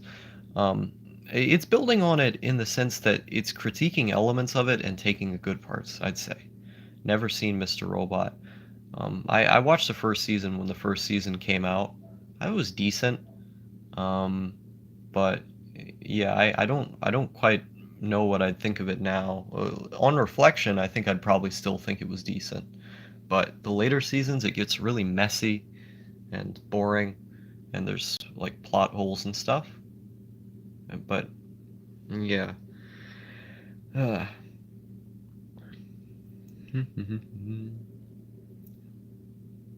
I heard some awful postmodernism related takes though. A guy told me that Monogatari is somehow a postmodernist show. That doesn't even make sense on a conceptual level. Like you can't be postmodernism because postmodernism itself would encompass a number of critiques of postmodernism as long as it doesn't adhere to modernist principles, like that seems a bit weird. That seems like a bit of a weird characterization to go on about. I know, right? Yeah. Oh god. Monogatari is like the most postmodern show ever anyway. I know it's great. The novels are also the novels are all well, I don't know if the show is great per se because I don't have enough experience with it, but the novels are great. Read the novels. Uh I've got to go to bed. Have a good morning, everyone. Yeah, you too. It's 5 a.m. over here. Good night. But yeah. Yeah, the if you haven't read the English translations of the physical books that were brought to the U.S., uh, they're really, really good translations. And I mean, Nisio Isin, I think he's kind of like a prodigy.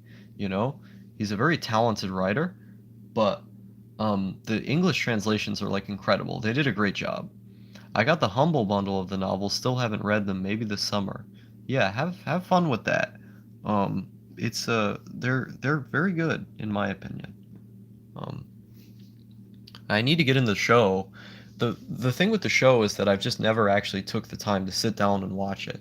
Even though like in terms of cinematography, it's really interesting. Um, and I like the books, but there's something weird about the pacing of the show. Like the way that it's structured is just off-putting, and I believe that's part of the point. The books are off-putting as well, but in literature, I'm much more tolerant of postmodern literature than I am of postmodern film. That's how I'll put it. Um, this says nothing, but Nisio Isin is probably unquestionably the best light novel writer of all time. I agree, 100%. Um, besides maybe like the guy who wrote Welcome to the NHK. But yeah, what was I gonna say? Ah, fuck, what was it? Yeah, I'm way more tolerant of postmodern literature than I am of postmodern film. With postmodern film, it's more difficult for me to get into because like the I I don't know, like there's certain rules that traditional film has that just gel with me very much as a person. I don't know. I did this podcast. It was called The Great Monogatari Debate. And we only debated Monogatari for like the first 25 minutes of the podcast. And then the rest of the podcast is just us talking about completely random stuff. It's a good time.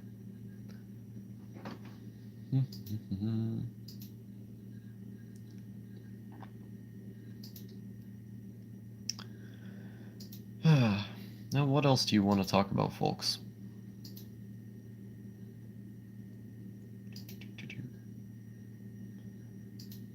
Yeah, I believe I'm running on empty. This is Running on Empty Food Review. I believe.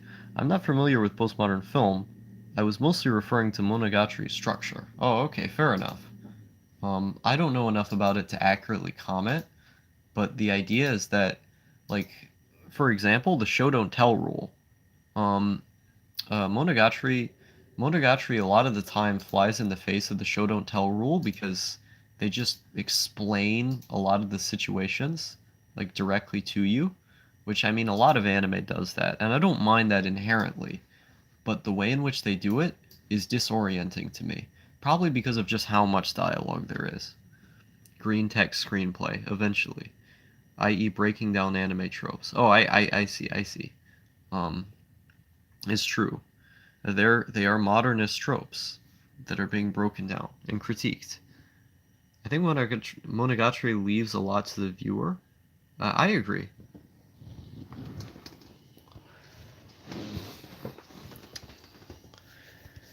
Uh, it's very, it's a very interpretive show. The real meat of the show is the character development, and they leave almost all of that to you. Yeah, yeah. I like the reason why I like the novels so much is because of how they're written. It has less to do with the characters. I mean, the characterization is really good, but the way that, like, specifically the writing style is the reason why I like the novels so much. It not actually the storyline or the meta of the story, which is what I think grabs so many people to becoming Monogatari fans. That's not for me.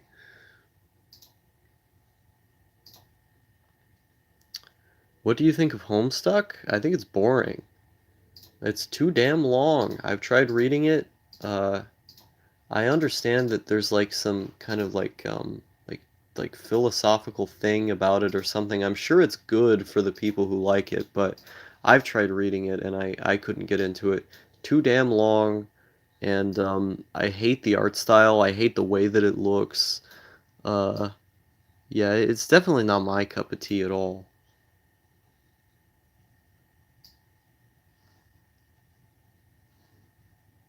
Hmm.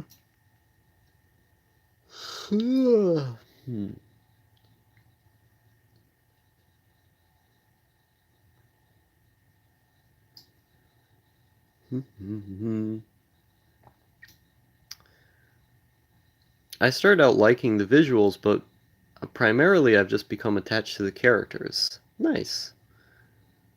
Yeah, a lot of my favorite series I like because of the characters. Like Cowboy Bebop is one of my favorite series. It's in the top three, and that show would not be carried nearly as well as I mean everything about the show is good. Like the music's good, directing's good, the flow, pacing, um, the character acting, but specifically like what's being said about the characters and the way that their traumas are sort of explored through the show is very very impactful for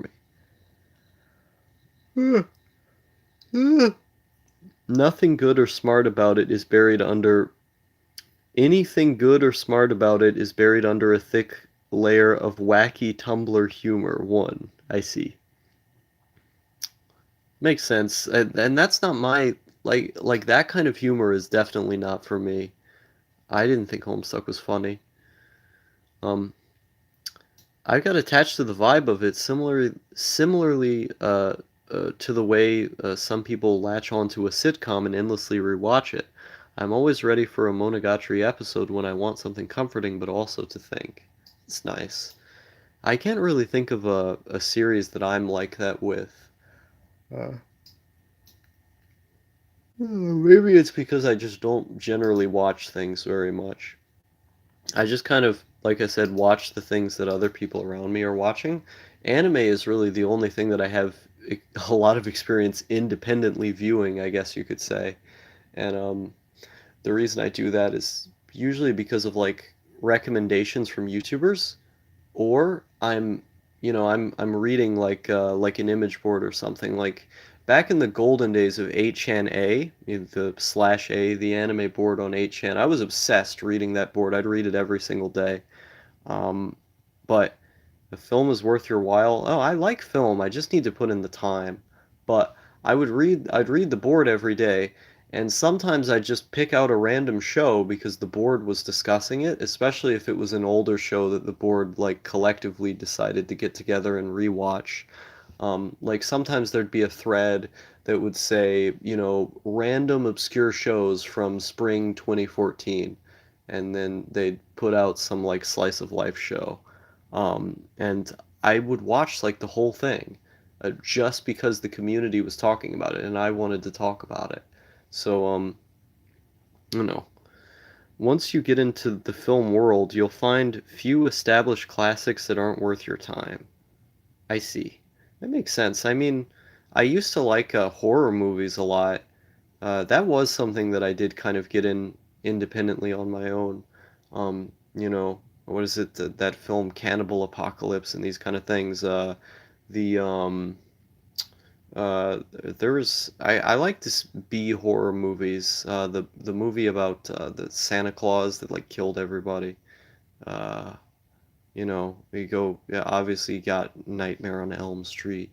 You got Halloween. Those are the obvious ones. But I liked getting into some of the weirder stuff. I like the classics too, like going back to, the old like 40s, 30s, 50s, this kind of stuff. Um, there's Frankenstein, original Dracula. I think I mentioned it before, but check Rate Your Music's film section. Oh yeah, I need to. Unlike anime, where almost all of it is complete trash, I completely disagree with that, bro. And I know what you're gonna say. Maybe you won't say this, but you'll say, "Oh, you just need to experience more film, because film is the greatest thing." Look, there's a reason I haven't experienced that much film. It's because I've experienced a lot of great films, like The Big Lebowski. That's it's like my second favorite movie. I've watched a lot of really good movies, but I'm just not nearly as interested in it as a medium as I am with anime. Because with anime, like the specific niches, like the way that it's built, caters to my specific interests. Um, but what was it that I was gonna say?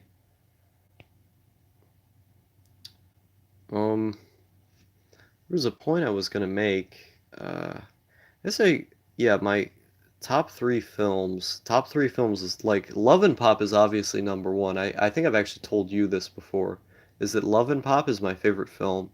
Um, because just because you like it doesn't mean that it isn't shit. Well, objectivity in art does not exist, my friend. Um, you cannot have something that's objectively good. Everything is a matter of opinion. Um, just because a lot of people agree with you doesn't make it true. Those people had to have opinions themselves. In order for something to become the consensus, it had to begin with people. And people can change the consensus. The consensus is changed on a number of things because it's all subjective. Like, I hate this idea of guilty pleasures, for example, because for one, you shouldn't feel guilt for liking something. You know, if you like something, you should not feel bad for enjoying it because it's a piece of media. It's not harming anybody, you know? But people will say, "Oh, I enjoy this thing even though it's bad." Well, whose standard are you basing that off of? You're just basing that off of popular opinion, which doesn't mean it's bad. It just means a lot of people dislike it. My opinion is that anime is shit. Yes, you've made that abundantly clear. Um, but I, I I think you were projecting many ideas onto me.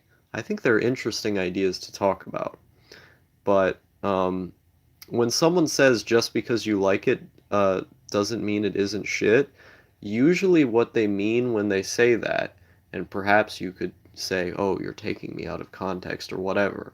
Usually what they mean when they say that is that it's bad, and so you like it, but it's bad. So like you could take it to the hyper subjectivist point of view and be like, well, it's my opinion that it's bad and I was simply giving my opinion. Well, it's like, okay, but the structure of the sentence kind of matters a little bit. Like there's a number of things that could easily be implied from wording things that way, I think at least. um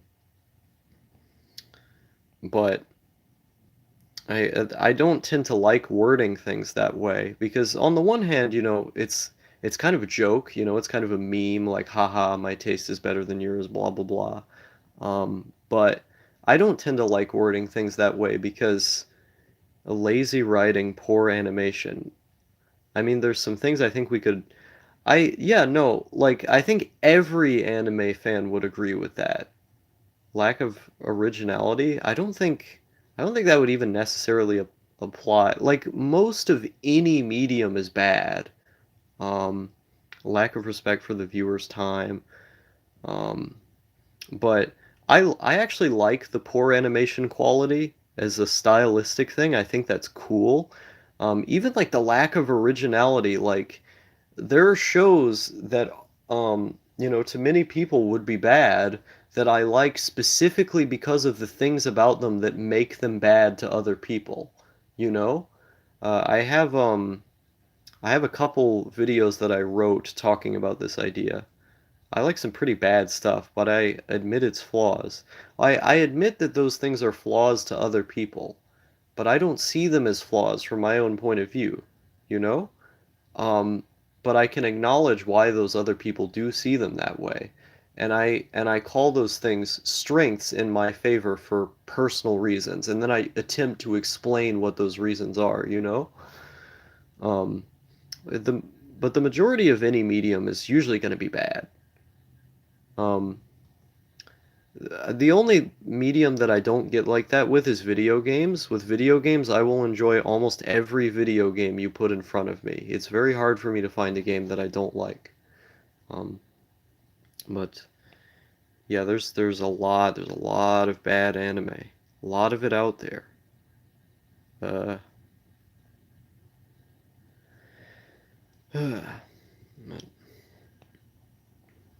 um, what was I gonna say?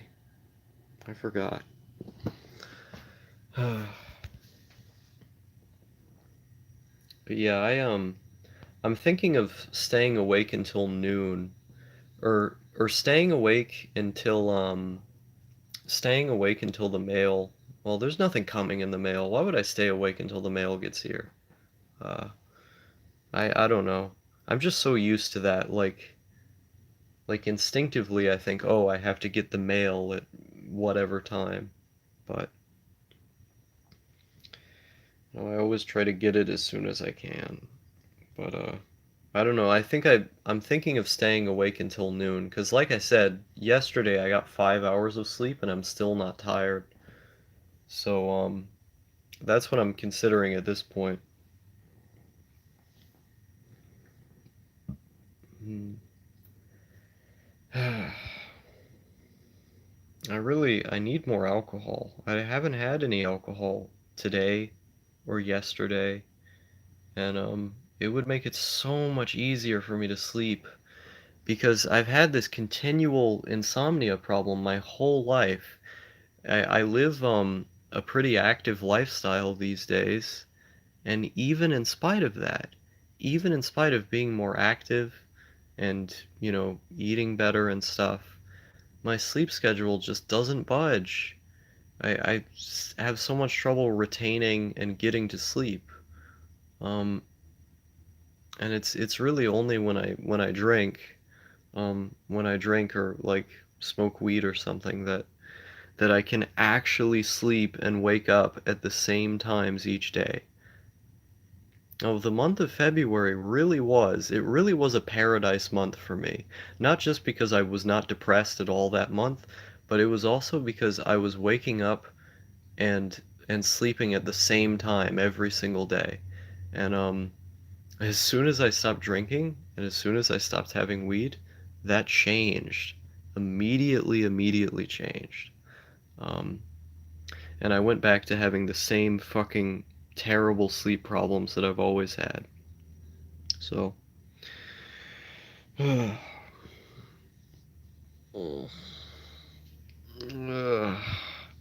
wish I lived near the Canadian border still. Because if you live near the Canadian border, you can walk across You can walk across and just buy alcohol 18 years old. You gotta learn to sleep without that shit? Not really. Um, maybe with alcohol if you're a pussy, but with weed, it doesn't really matter. Um, but oh, there's nothing wrong with being an alcoholic. You can always be a functioning alcoholic. Personally, I take no sleep over potentially developing alcoholism. Weak. Weed costs fucking money, man. It costs money. But not if you get it for free from people.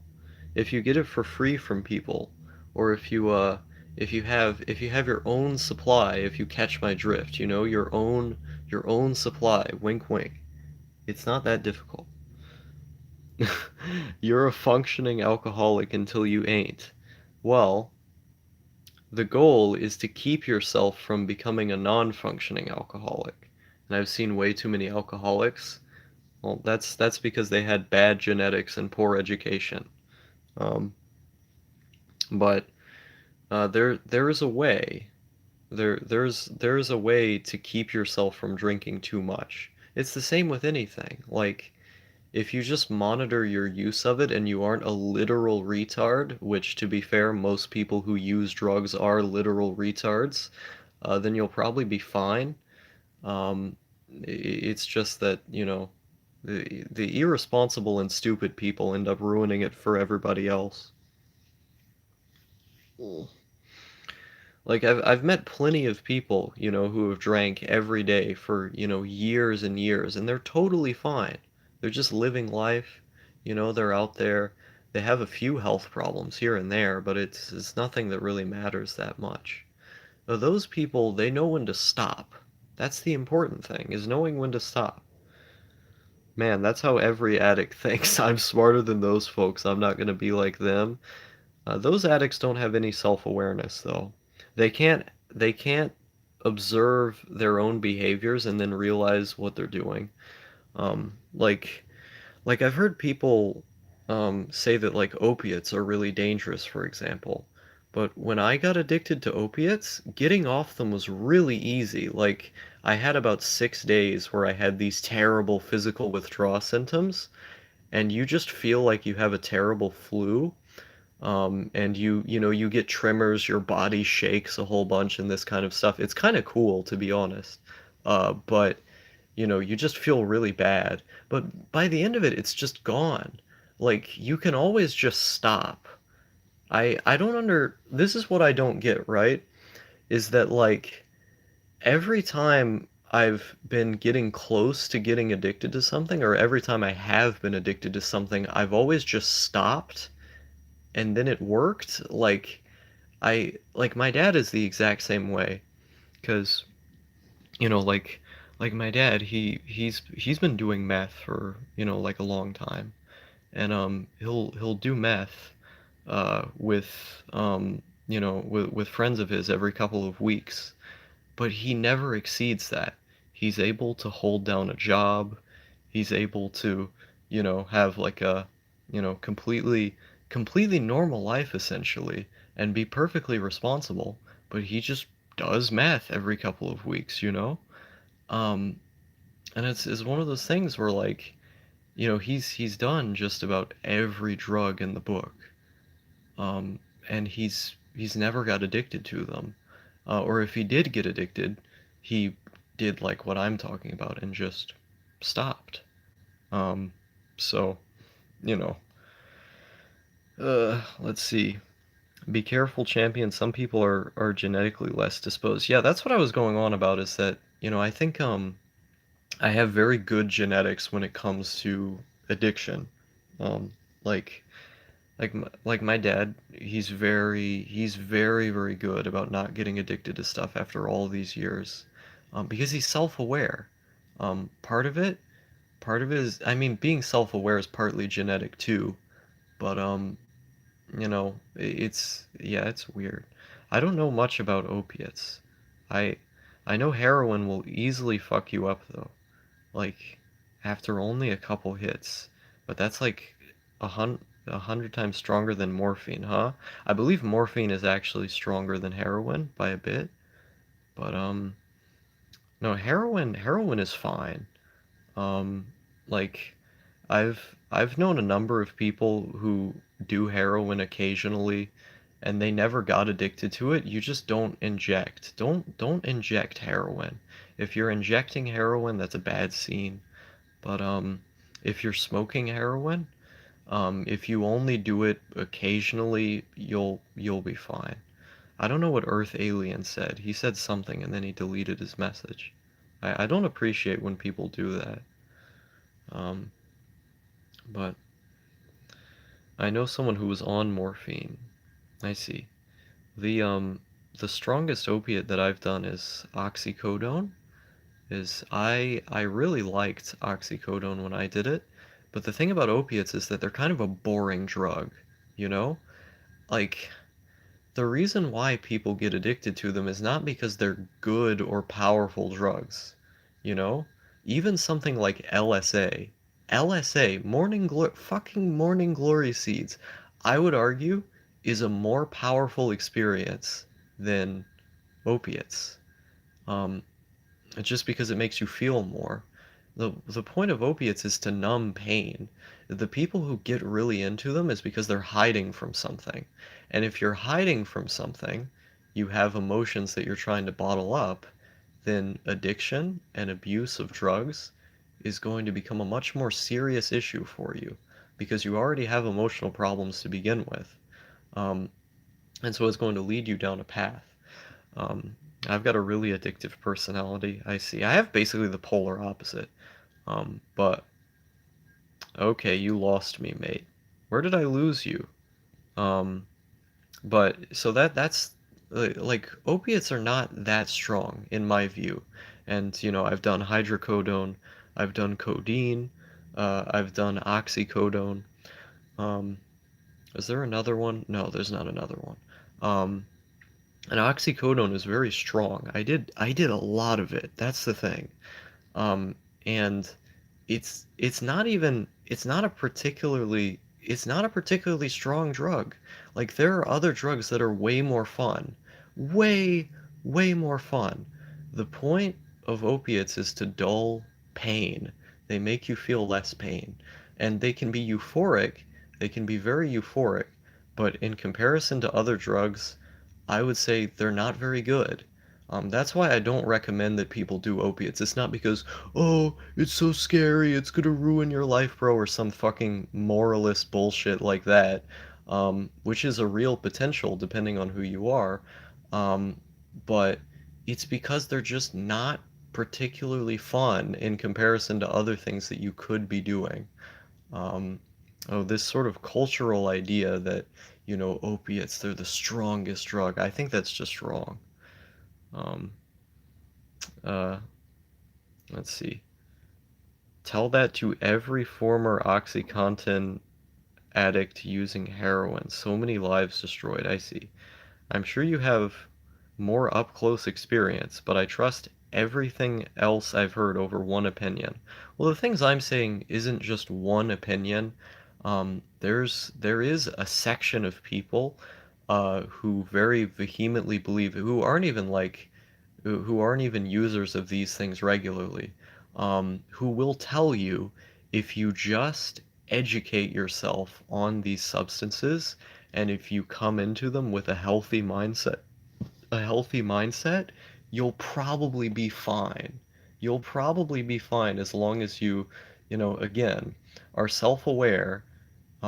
You're not using them to run away from things, and you educate yourself, really heavily educate yourself. I'm not the only one who believes this. Like you can do research and find a number of other people who have the same opinion. Um, Ever watch Freeman's Mind? I've never heard of that. But yeah, I mean, and it's one of those things that it's grossly misrepresented in the media, I think. Um, and I mean, there's an active incentive to do it because like the thing is a lot of the public health crisis surrounding opiates, I think, has more to do with the things that are combined in them. Like people talk very often about overdoses, for example. Well, the reason so many overdoses happen is because they're laced with other things. Is that fentanyl, for example. The fentanyl's very cheap. Fentanyl's very, very cheap to produce. And when you have something that's very cheap to produce, in comparison to heroin, you're going to inevitably be putting that in heroin in order to save money. Um, and I mean, they put it into like fake oxys and stuff as well. Um, and that kills a lot of people. But those people would not have died if you could just buy heroin at the store, you know? Um, because then at that point it would be a regulated product that there wouldn't be power in the hands of gangs and criminal syndicates who actively profit off of doing these things, and you'd also have regulations in place to keep to keep people's deaths from occurring due to a more unsafe product. Is that ultimately, I think, a lot of these deaths and overdoses that get talked about are a product of prohibition. They're a product of prohibition. Um, and so yeah. Among heroin users during 2000 to 2013, approximately 3 out of 4 report having misused prescription opioids prior to using heroin. Yeah, no, I don't disagree with that stat. I'm not saying that stat is untrue. Um, is that those people, those people had, medications that they were prescribed to them, and they used them and found out that they were very euphoric for them, and then decided to go to something stronger because the other thing wasn't working anymore. But do you know what that is? Do you know what that is? It's called being stupid. It's not a drug. A drug is just a drug. It's how you use it that matters. If you're going to, uh, how do I explain this? Like, if you're using something irresponsibly, that's on you. That's your fault. Like, when you get addicted to something, and this is what I really am trying to emphasize here, you're experiencing more pain when you're addicted to something than you are experiencing pleasure, because the extreme pleasure that you once got has dwindled away, and now what you're getting is basically just trying to sustain yourself from getting like physical withdrawal symptoms. You're not getting the good feels anymore. Um, and so like to me, it just doesn't make any fucking sense to to go from using, prescription meds to something, more strong like heroin and morphine and stuff, which morphine is stronger than heroin. I know there's a lot of people who say oxys are at the same level as heroin and stuff, but yeah, like people who go on to stronger stuff, the reason why is because they were stupid enough to get addicted in the first place. Like, they didn't educate themselves on it. Maybe not, stupid is a strong word, okay? It's a strong word. But they weren't educating themselves on what they're getting into. Like, if you can't sit down and say, okay, I have to stop, if you can't sit down and or it goes back to what I was saying earlier. It goes back to what I was saying earlier with the problem with people who are using them as an escape. It's very easy to get stuck in the cycle of using them as an escape. Um, and so those people have mental health problems, and that's a separate issue. The people with mental health problems getting addicted, they're more prone to addiction, um, and that's not a matter of them just like not being educated enough or just being dumb or something. That's a separate public health crisis in and of itself. And so I don't want to paint with too broad of a brush, but there are people who are relatively normal who don't educate themselves on what they're doing, and that's their fault. That's what I'm trying to say. Is that like if they just continually do it all the time, um, then they're going to build a tolerance, and that's going to make really horrible physical withdrawal symptoms. That's going to make that's going to make a less pleasurable experience overall. And if you're experiencing less pleasure and more pain, that's not good. And you should, when things aren't good, you should stop doing them. But some people, like, they want to self-harm. Um, I think you're attributing too much to individual user error because it is individual user error. That's what I'm trying to communicate to you. Is again one of the smart ones not like them. Like what and see I've been trying to correct myself when I talk too broadly is that you're not doing that though. Like you're framing things in this very like everyone who uses them is going to absolutely get addicted, and just because like I'm not the only one who thinks this. There are people there are people who do not regularly use opiates or who have in the past, once or twice, or people who are just researching this shit who's like that's their job, who have the same opinion that I have. Like it I don't know how else to communicate this to you. Can't just tell an addict to stop. Well, at that point, like, I'm trying to figure out how to communicate this in a way that will make you understand what I'm trying to tell you. Because, like, it's more nuanced than just everyone who uses this thing is absolutely going to become addicted because of the drug. Like, there is a level of individual error that you have to attribute.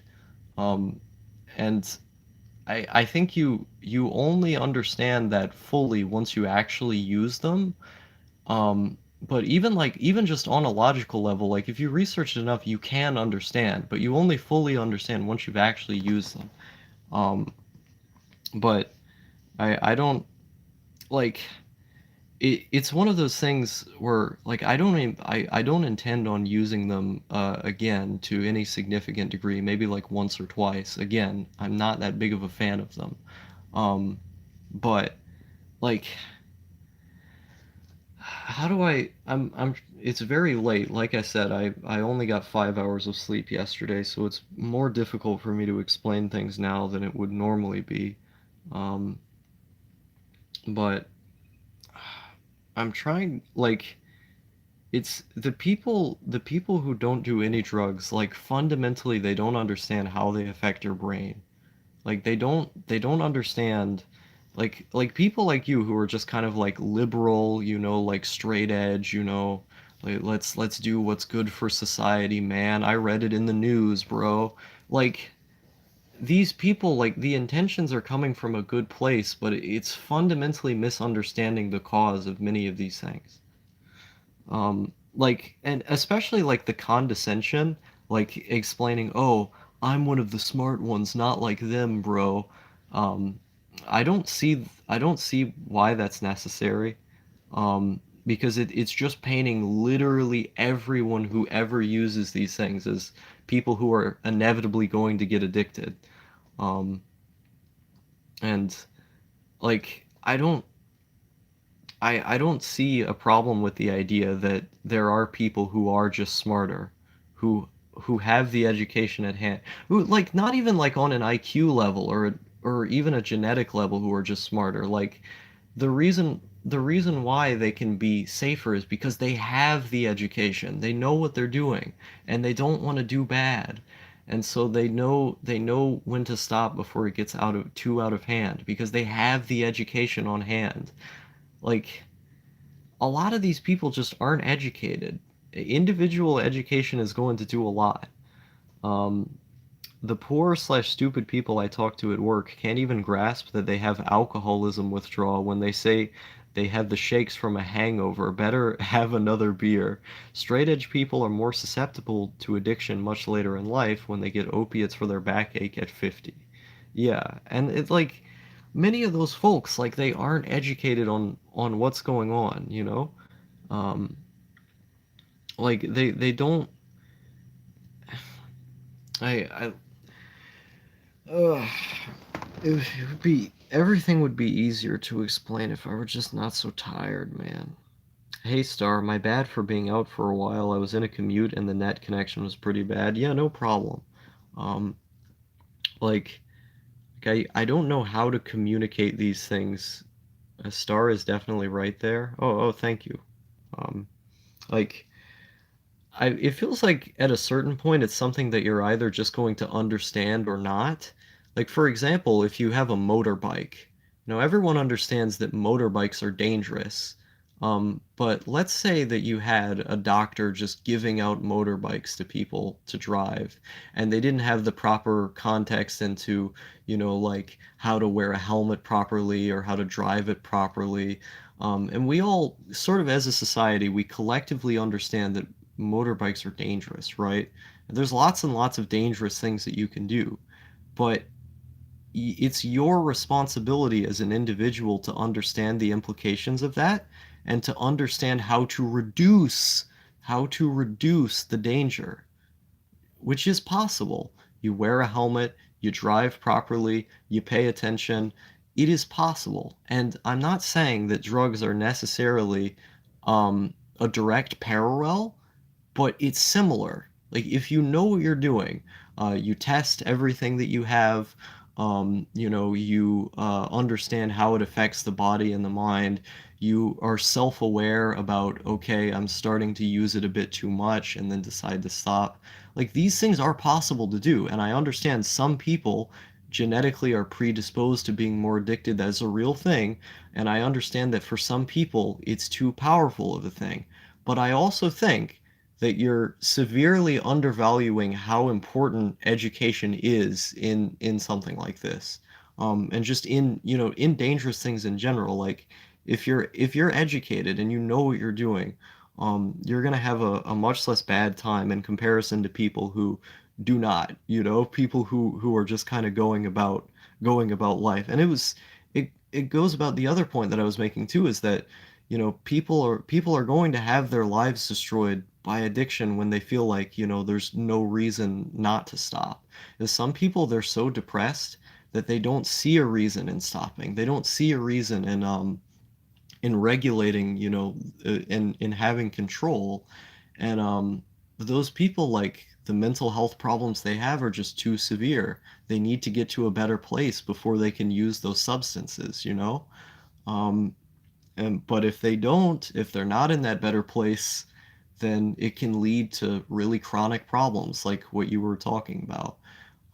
It's about context. It's a nuanced thing. It's not like drugs are absolutely good or drugs are absolutely bad. They're neutral. They exist in a neutral space, and it's the responsibility of the person, to know how to use them properly and to know their own genetic makeup, to know how they react to them. You got to be responsible. You can't just, blame. You can't blame everything on what's external. Um, a damn straight star. I appreciate it. We definitely need the government to properly invest on education to prevent dangerous habits like addiction. I agree. Um, what about inconsequential drug abuse, like blazing 24/7? Is that detrimental or okay? I mean, I'm coming from a bit of a biased angle because I basically do that. Uh, so I mean, I personally I think it's fine. I think a lot of the research says that it's fine. It can make you lose motivation, because you just feel lots of pleasure, so you don't really feel the need to go out and do things. But if that's not your prerogative, like if you don't want to get a lot of stuff done, then it doesn't really matter. It depends on your individual situation. Like some people, um, if you're like, if you have a family history of schizophrenia, like you aren't schizophrenic yourself, but you have a family history, sometimes you can develop psychosis from smoking weed all the time. Um, and that's obviously a big risk there. If you just smoke sometimes, it's probably okay. There is a bit of a risk. It's in the margin of error, but like smoking all the time, I generally recommend against if you like have a genetic predisposition to becoming schizophrenic. Of course, it's different if you actually have psychosis already. There's been a number of studies that have talked about the difference between the two things, but yeah, like it depends. It depends on the context.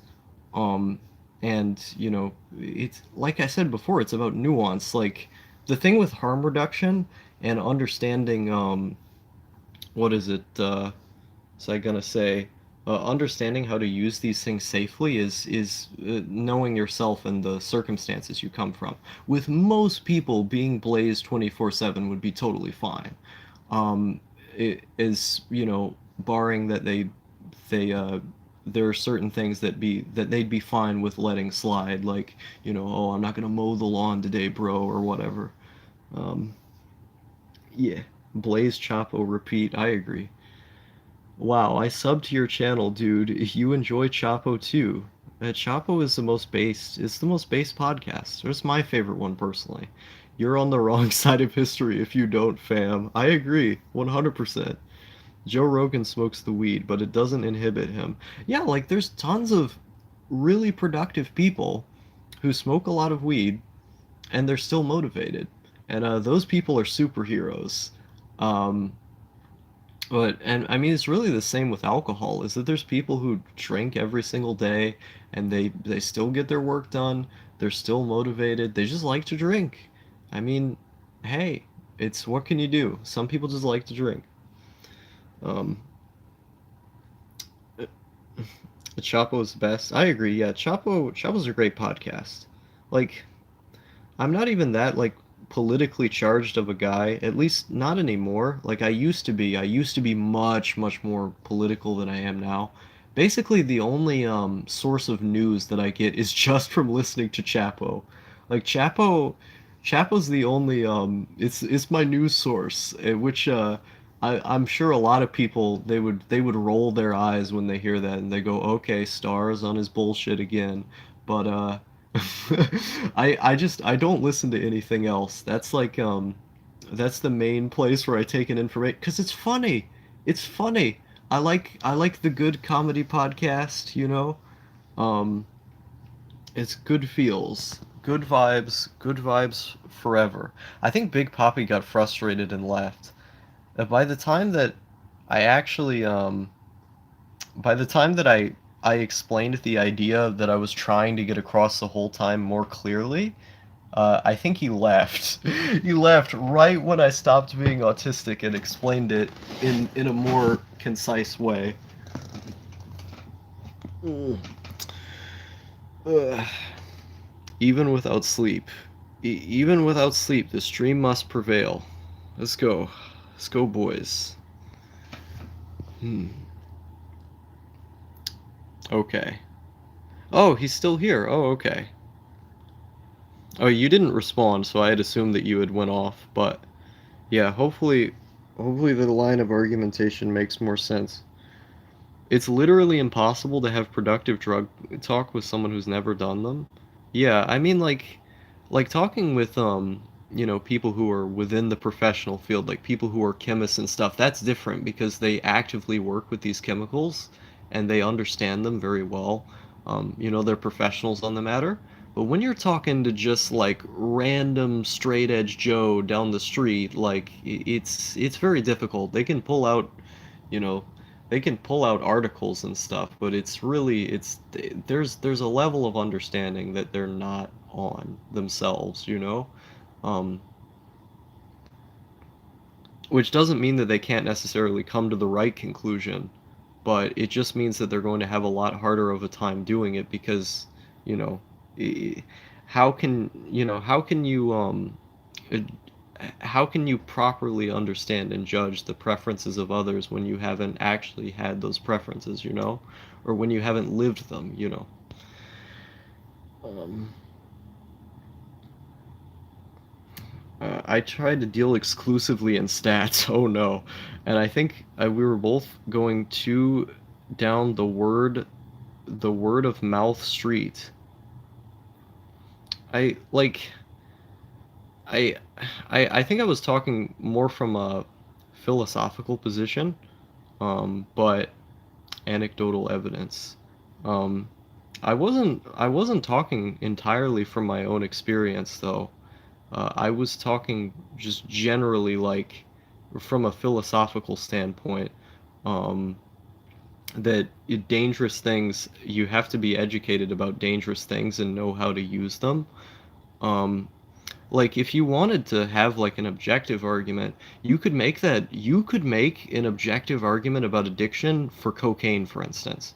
Because with cocaine, there are parts of your brain, like in your brain, neurologically, that are broken down when you use cocaine. And so like those parts of your brain, they're just broken. Now, of course, because of neuroplasticity and stuff, your brain sort of like rebuilds itself, like the connections are remade, and you can be fine as long as you don't end up abusing it again. But your brain is going to be different. Like there's the self-control centers in your brain. I forget what exact part of your brain that does that. They get broken down when you use coke. Um, and so it's one of those things where like you could pull out the science and say, hey, look at this. This leads to addiction because it's, on a neurological level, it's breaking down your brain, and that would be correct. And it is a highly addictive substance. Um, but I would still, even looking at that objective data, which by the way, the opiates don't have a similar thing to that. But uh, even if we were to look at that like objective data about coke, I would still make the same argument. I would say they should have done it once in a year and then been done. Um, and like if they weren't educated on the potential effects that they might have done it more and gone over the edge, then that is their fault for not knowing that that could potentially happen. Or or if you know if they do it once and not know how to like lock the drugs up in a time-based safe, or they don't know how to just keep themselves from using it, like I said, they shouldn't be using it in the first place, because they don't understand the implications of what they're doing. I think the only person I'd really trust on this would be a neuroscientist. Um, I mean, like I I I I could try and pull something up. I don't have anything on hand, but I could pull up a few things from people who do work in that field, who are saying similar things to me. I don't have you on Discord. If I had you on Discord, this would be so much easier. I could just send you links. Um, you do have more credibility on this than me, though. I've never used opiates. Okay, thank you. Thank you for conceding on that point. Um, that said, I still don't think any one person can speak for that larger a group.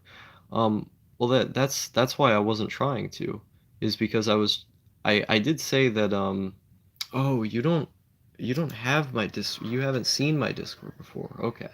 I will I'll have to post it. I'll have to log in on my PC and then post it in the chat. But it's in the description of a lot of my videos. Uh, I guess you just don't watch my videos though. Let me see. Because you watch the streams mainly, yeah. Yeah, I'll post it in the chat. It's annoying though because I have to log into YouTube. Hello, that's my face. Um, but yeah, yeah, it's yeah, like the thing with what was I gonna say? I had a point. I had a point I was gonna make. I forgot what it was. God damn it.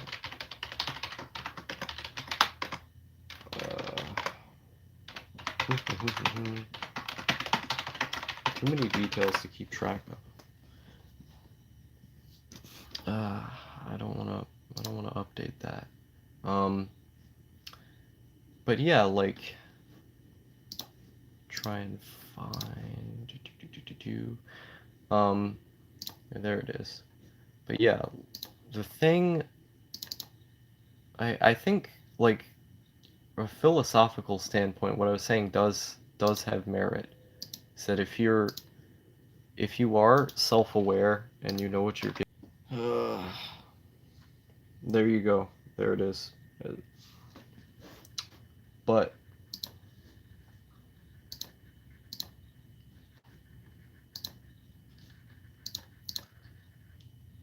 like certain things are difficult to convey entirely just through data. Is that when having a casual conversation, where you don't have all of the data on hand, it's sort of like what Tramp Stamp was saying is that, you know, um, Mr. Electric Dad. I see. But when you don't have the data on hand, um, yeah, I'll try to pull up the stuff for you later. But and you're just trying to explain it, it's like data itself, it can only go so far. It can only go so far in trying to convey what's being conveyed. But it does a decent enough job. But when you're just in casual conversation, a lot of it is based off of intuition and just, a neuroscientist couldn't empathetically explain the abstract elements of drugs and addiction. That's what I'm trying to explain, is that they could explain the effects that it has on the brain, um, and the way that the brain sort of morphs around it after and before use. Um, and you need both for a fuller understanding. Yes, that's what I've been attempting to convey this whole time, is that like there's a disconnect between the experiential element and what the data says, is that the data can potentially be used as an argument for both sides. Actually, I think there's a good enough if you present it the right way, you could use the data to argue for both, literally both sides. uh but like that, the empathetic element of knowing, of knowing what it is actually like, is the hardest part to explain to someone who hasn't experienced it. It's like, when people talk about, oh, weed just makes you really silly, bro, you just get really silly and you giggle a lot. It's like, well, no, that's not exactly what happens. It can, but the sort of image that we get of all of these things in the media isn't necessarily correct, I don't think. Um, Nobody's experience with anything is the same, but we can find commonalities within them. That's the thing, is that it's never going to be exactly the same, but we can pinpoint enough similarities. But at a certain point, it really does get too abstract. I think Marmite tastes great. My friend thinks it tastes like shit, but that's not the kind of nuance we're trying to convey, though. It's not it's not a matter it's not a matter of like, does this thing feel or not feel good? That's not the point. The point is how it actually, like, how it affects the body, how it feels to have used. At that point, you begin to understand, okay, this is something I can theoretically control, you know? I th- I would argue, um I this is something I actually don't have data for, but I would argue that most people most people could probably be fine if they were just educated enough on what it is that they're using after actually using it. Um, Come from school and be miserable, everything gray, put on sweatpants, sit down to look at phones, star stream, hi, hello. Um, I'm super sensitive to caffeine, I have a bad reaction to it. Ah, fuck it, I'm tired. I see. Um, ugh. Maybe I'll write something down. Good night. That was a roaring good argument. Perhaps for you, but I appreciate your time as always, Big Poppy. Oh, it's always nice having you come on the streams. Um, that was a tiring argument for me. It's like again, there's a certain disconnect that people are always going to have with this, and like the fact that he was comparing it to taste, like, oh, I taste this certain thing, and that everyone tastes things differently. That's not the point I was trying to convey. I was saying on a fundamental level, like it's like saying, you've never tasted Marmite at all. That would be a parallel. It's not about whether or not it's good or bad. It's about whether or not you've even had Marmite to judge it in the first place. Like, oh my fucking god, that was tiring. Ugh.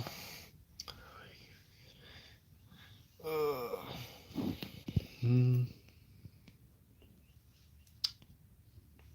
Yeah, but yeah, welcome to the stream, Flitzpipe.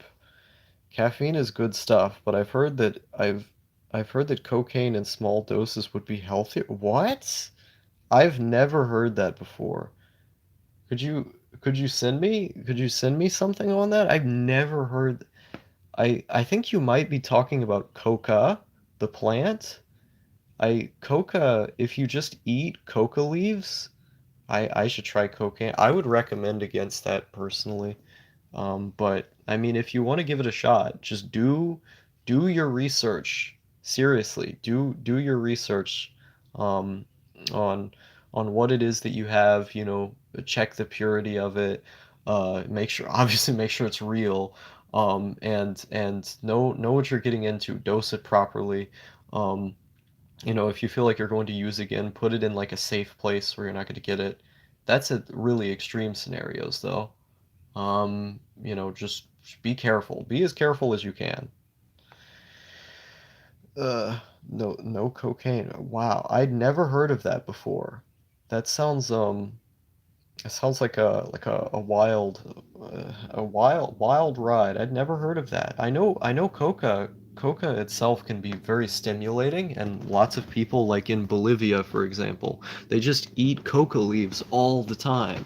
Uh, and it's basically like coffee for them. Like it's like what coffee would be to us. They just eat coca leaves, which is pretty cool. Uh, Deeply noted. Yeah.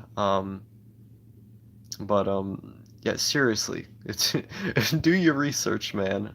I know you will, but like it's it's very important. I don't like seeing people I don't like seeing people accidentally, you know, get hurt just because they didn't you know, they didn't know what they were doing. Um but yeah. Yeah.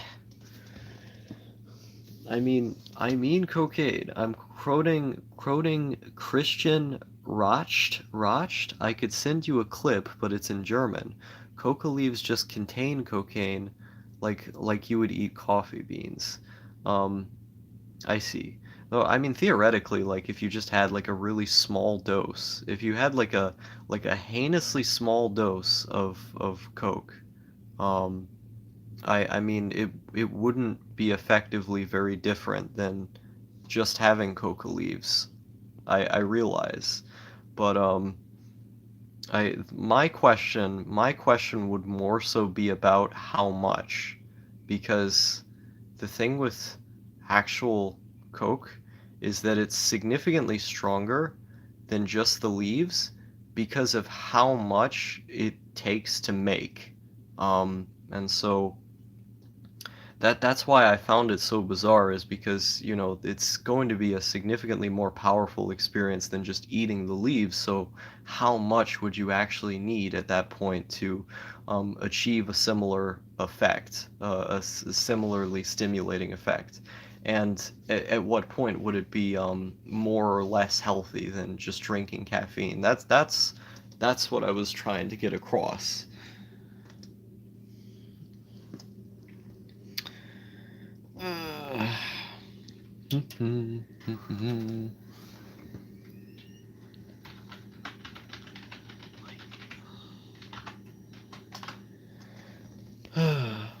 Seriously, if you're going to do a stimulant, do crystal meth, snort, not smoke. It's literally cocaine, but lasts longer than 15 minutes. I mean, maybe he wants it to last 15 minutes, though. Yeah, smoking, it seems like a bit of, it seems a bit gross to me, a bit trashy. I'm not even lying, there's a ridiculous stigma for crystal. Oh yeah, no, I know. Like, I used to have that same stigma, but like my dad kind of moved me on the issue. Is like seeing how like normal and healthy that he's been, despite using it for as long as he has. It's made me, you know, look into it more. And I mean, it's prescribed by doctors. It's literally, like, meth is literally prescribed by doctors for ADHD in the US. So theoretically, like, there's it's obviously it's about the degree to which you use it, you know. if you want just nice recreational effects every now and again, it's as long as you don't go overboard with it, you'll be fine. The dose you get from chewing coca leaves is like coffee, but when chewing coca leaves, you don't get all of the cocaine. It's an insufficient method, or inefficient method, I see. I think cocaine lasts way longer when you eat it. Um, I've never eaten it before, but, um, but yeah, it's very good, good times and good vibes. There was a point.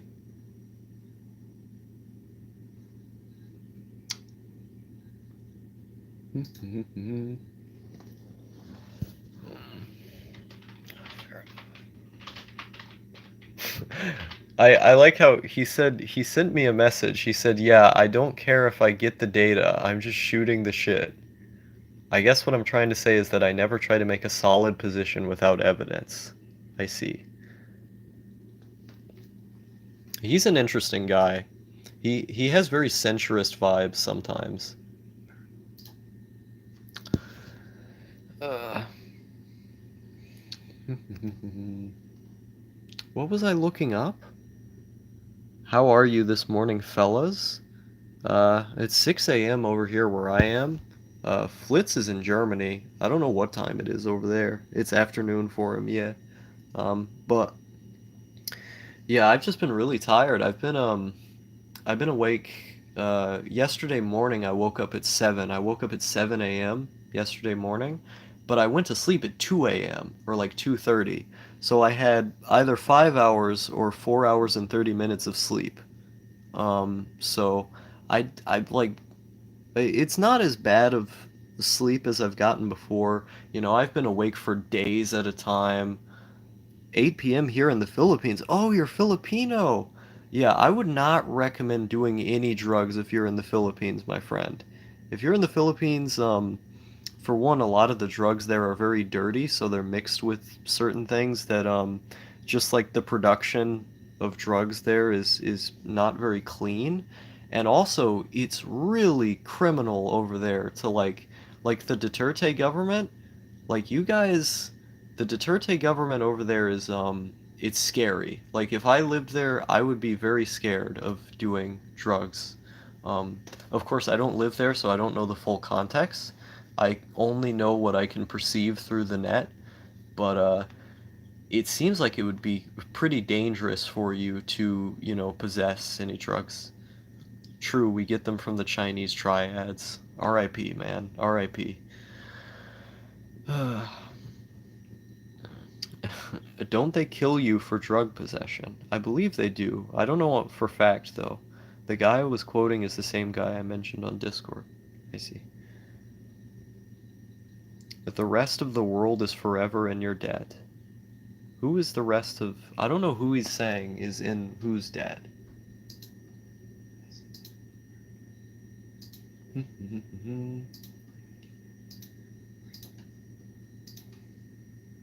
Let's see.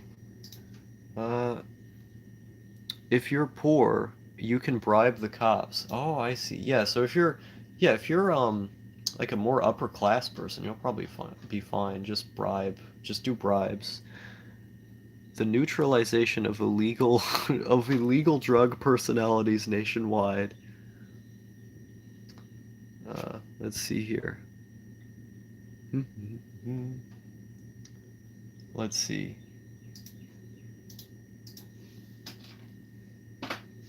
Oh, by the way, Sinor, I sent you a link to my server. So when you get back on Discord, yeah, that's my server there. But we have good times. Um, but yeah. Uh, Bros Unite. My first non-alcohol drug experience was tramadol, opioid given to me in the hospital, paid by my health insurance. Living that Euro life. That sounds comfy. Um, I've never had tram before. Is that generally what I hear is that tram is worse than you know most of the other opioids that exist. So it seems like it would be kind of a waste of time when stronger stuff is out there anyway. Um, it seems like it'd be kind of boring. And also, I can't confirm this. I may be remembering incorrectly, so correct me if I'm wrong.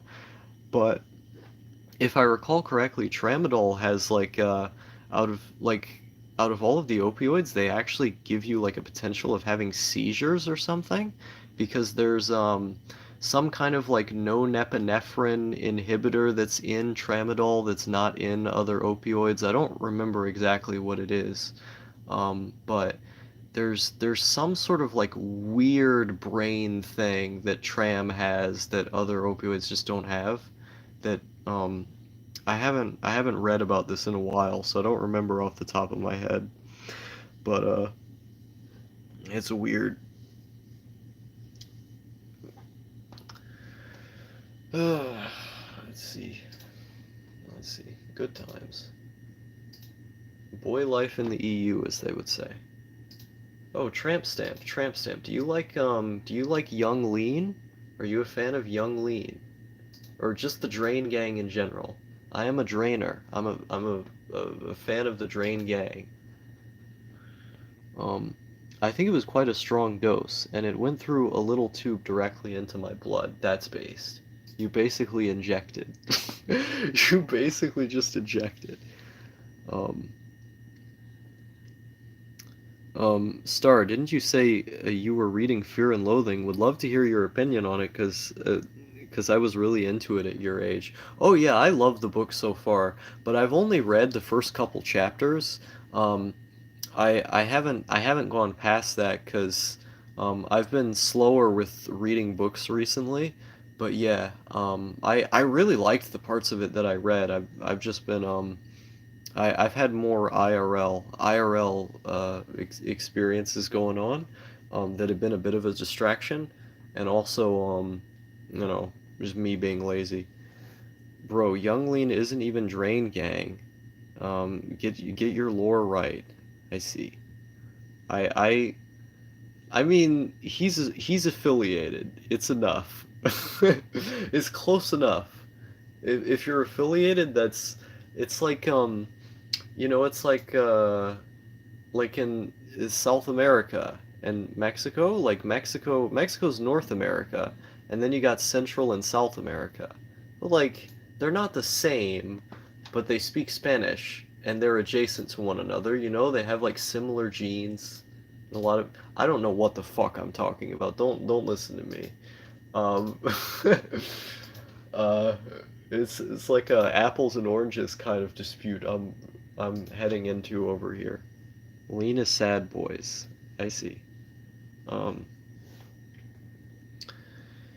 Uh, hmm.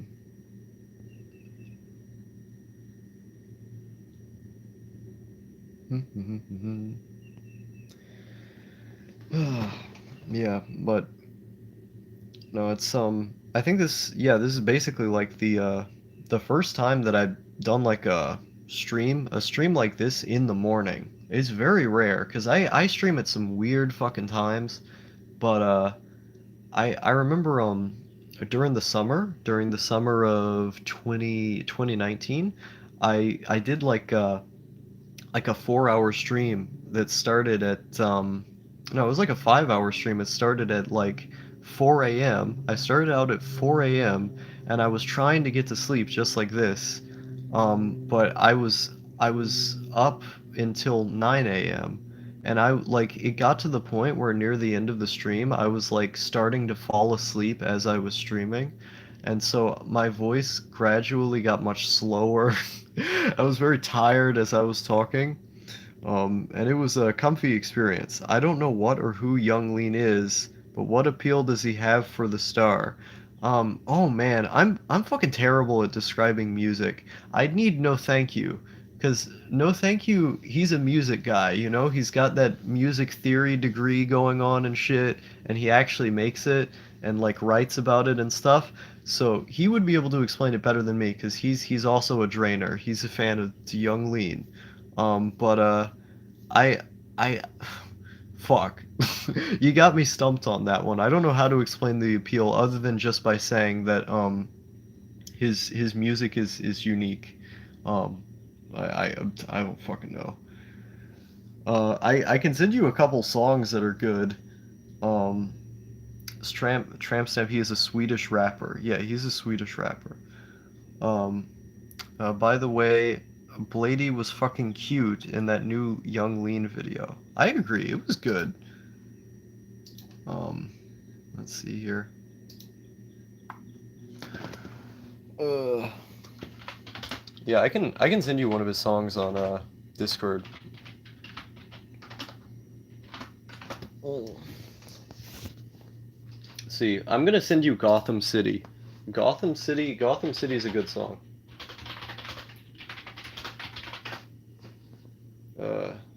Well, this is Blady X Young Lean, but this is essentially the same. You'll hear him on here. Yeah. There you go.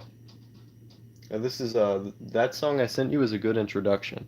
As long as you don't listen to it ironically. No, it's good unironically. Okay, wrong lean. I was thinking about something different. Nice. Send him solar flare. Molecules exist. Okay. Let's see.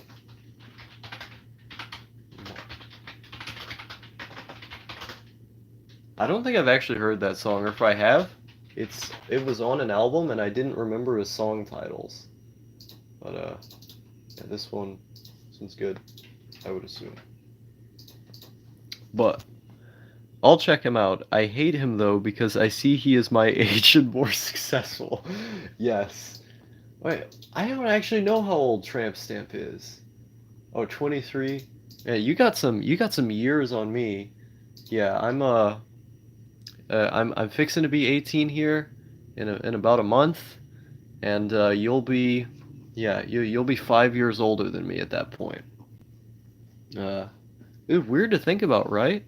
It's like on the internet, it feels like people don't have an age. As people on the internet, they're communicating through memes and shit. They're communicating through abstract personalities. But when you actually think about the numbers, like you crunch the numbers down, it's weird to think about, you know? But I've always liked talking with people who are older than me. Like the people who I've connected with the most online have always been people who are older than me. Like I just vibe with them better. And I think maybe that's part of why like I have trouble you know hanging in my high school, for instance, is because in my high school, like part of it, I guess, is the city that I live in because it's kind of a small city. If I lived in a bigger city, I'd probably find more people that I found relatable. But in general, like the stuff that I talk about and the kind of interests I have, um, it just doesn't gel with anybody around me. And I have to try really hard to find people online who are like my same age, who are on the same wavelength. Is that much more often I'm able to relate more to people who are older. Star, you might be objectively 17/18, but you're actually 30. Damn. And see, that's I don't know how to feel about that. That'd be pretty base though. I Star mentally 30. No, I've it's weird because like I've had a lot of people, like IRL tell me that like physically that I look like I'm in my 20s. Like they'll mistake me and ask me for like cigarettes and stuff or ask me for money. Like I've had people like their jaw doesn't drop necessarily, but like they'll look up, um, and they'll have like a huge reaction on their face as soon as I tell them how old I am because they'll think I'm in my like mid 20s just by looking at me. Um, it's just weird.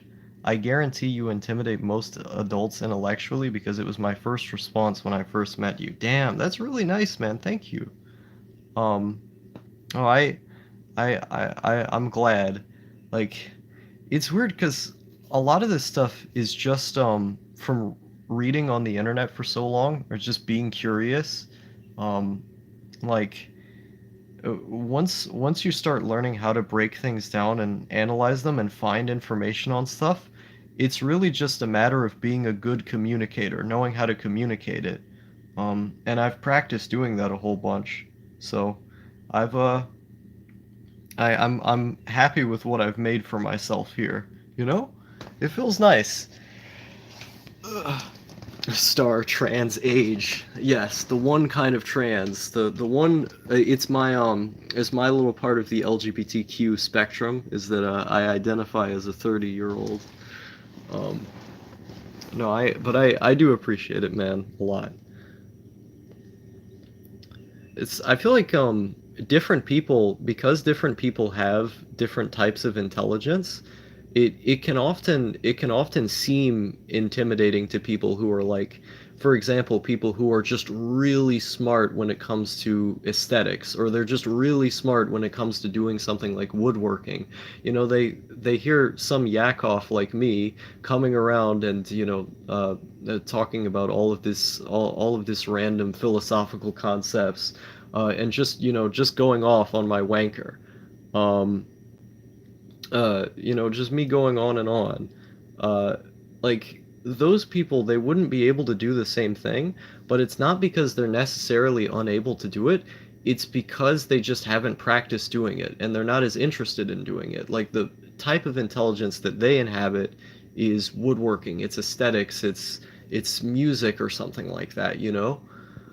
Um, no, you look 17, 18 to me, but your writing, prose, diction, vocabulary, and philosophy seem far beyond your age. It gives me hope for Zoomers. I guess being online at a young age makes you a prodigy. I appreciate it. Um, I, I part of it is having good influences as well, and having good experiences, and bad experiences. Because I have a friend who's the same age as me, and he always tells me that the reason why I feel like, or the reason why he feels that I'm mentally more developed than he is just because I've experienced so much shit. Like, compared to other people who are 17, in a lot of parts of the US at least, I've experienced a lot of shit. Like, I have so many stories that I can tell, especially of like really fucked up shit. um, that it's one of those things that like you have to be able to adapt. Is that usually if you're able to adapt, um, and learn from the experiences that you have, then you're going to get a lot out of them. Like experiences, as I said earlier, they're not an inherently good thing. It's a matter of what you do with them. Where experiences can be bad if you interpret them incorrectly and you don't know how to use them.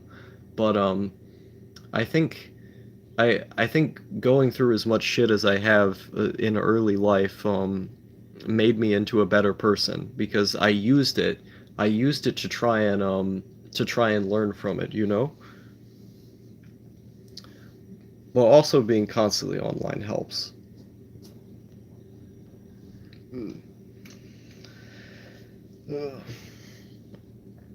Like a lot of the stuff I talk about too is learning from the wisdom of older people. Is that I'll look at older people who have had more experiences than me and who are more wise, and I'll look at that and I'll go, "Hey, that's pretty good. I'm gonna use that," and then and then I use it. um, so it's a matter of pulling from all over the place, I guess. But no, I appreciate it a lot. Those are really kind words. It's gonna be so cool when South Africa 2021 or South Africa 2020, whichever comes about, once I have enough money saved, to get out of this fucking country, I we can tramp stamp star, a crossover. It's gonna be a crossover episode. I can tell you the Walmart porn story or the guy who ran in the back to shit by the break room. Dawson Brothers stories don't work at Walmart. Nice. I actually forgot Princess Dashy was here. Is that I actually don't know if you're a she. Are you a male? I get the energy of a woman from reading your text messages.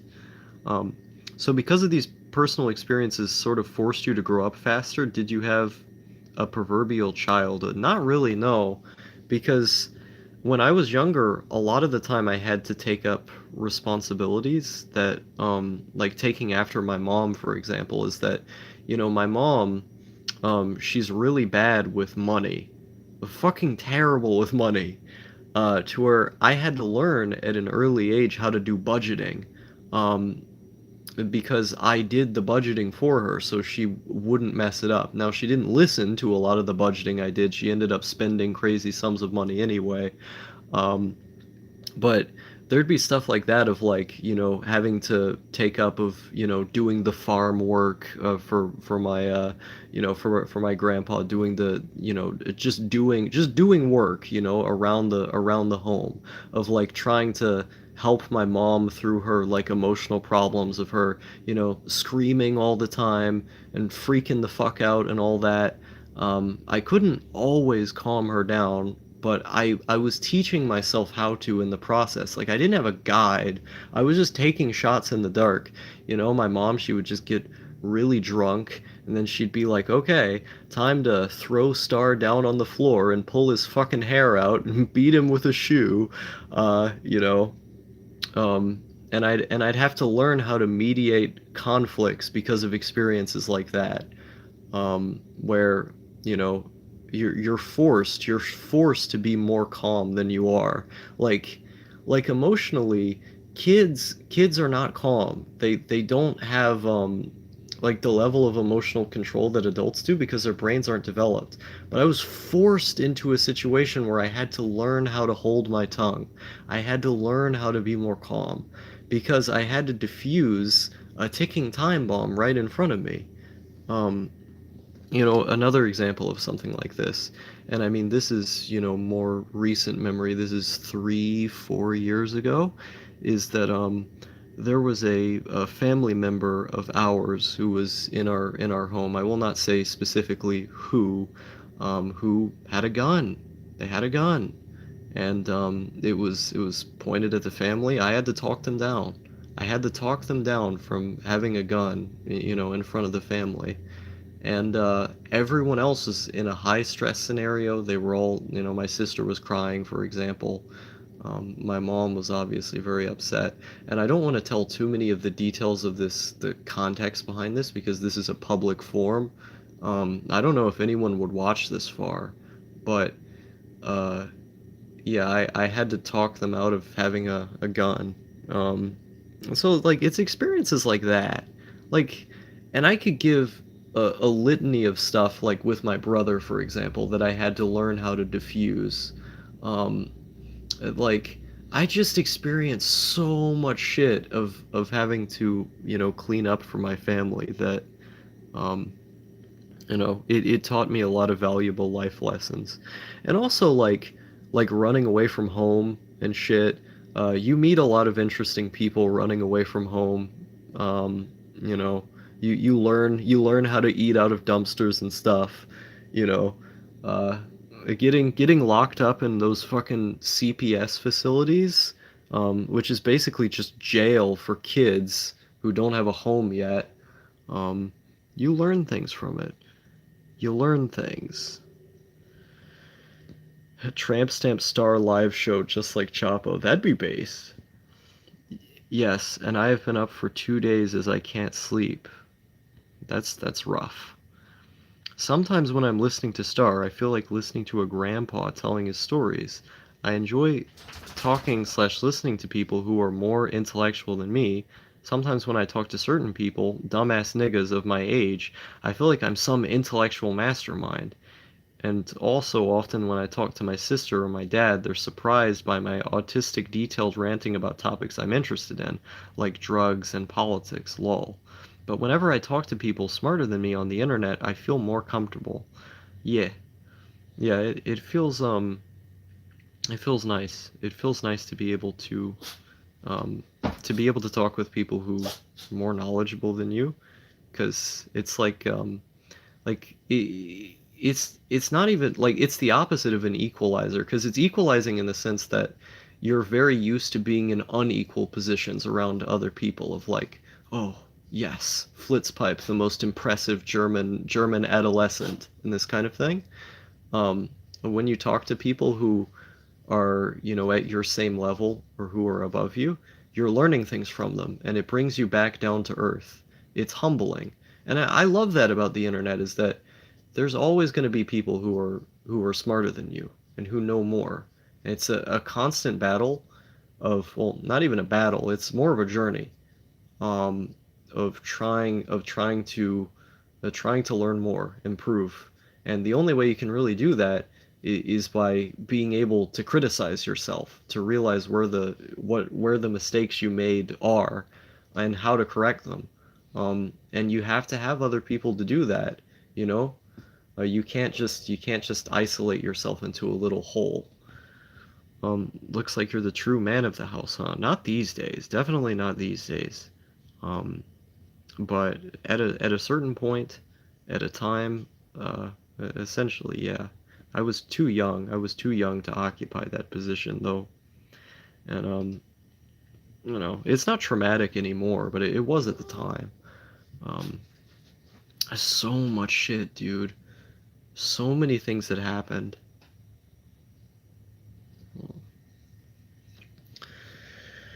Uh,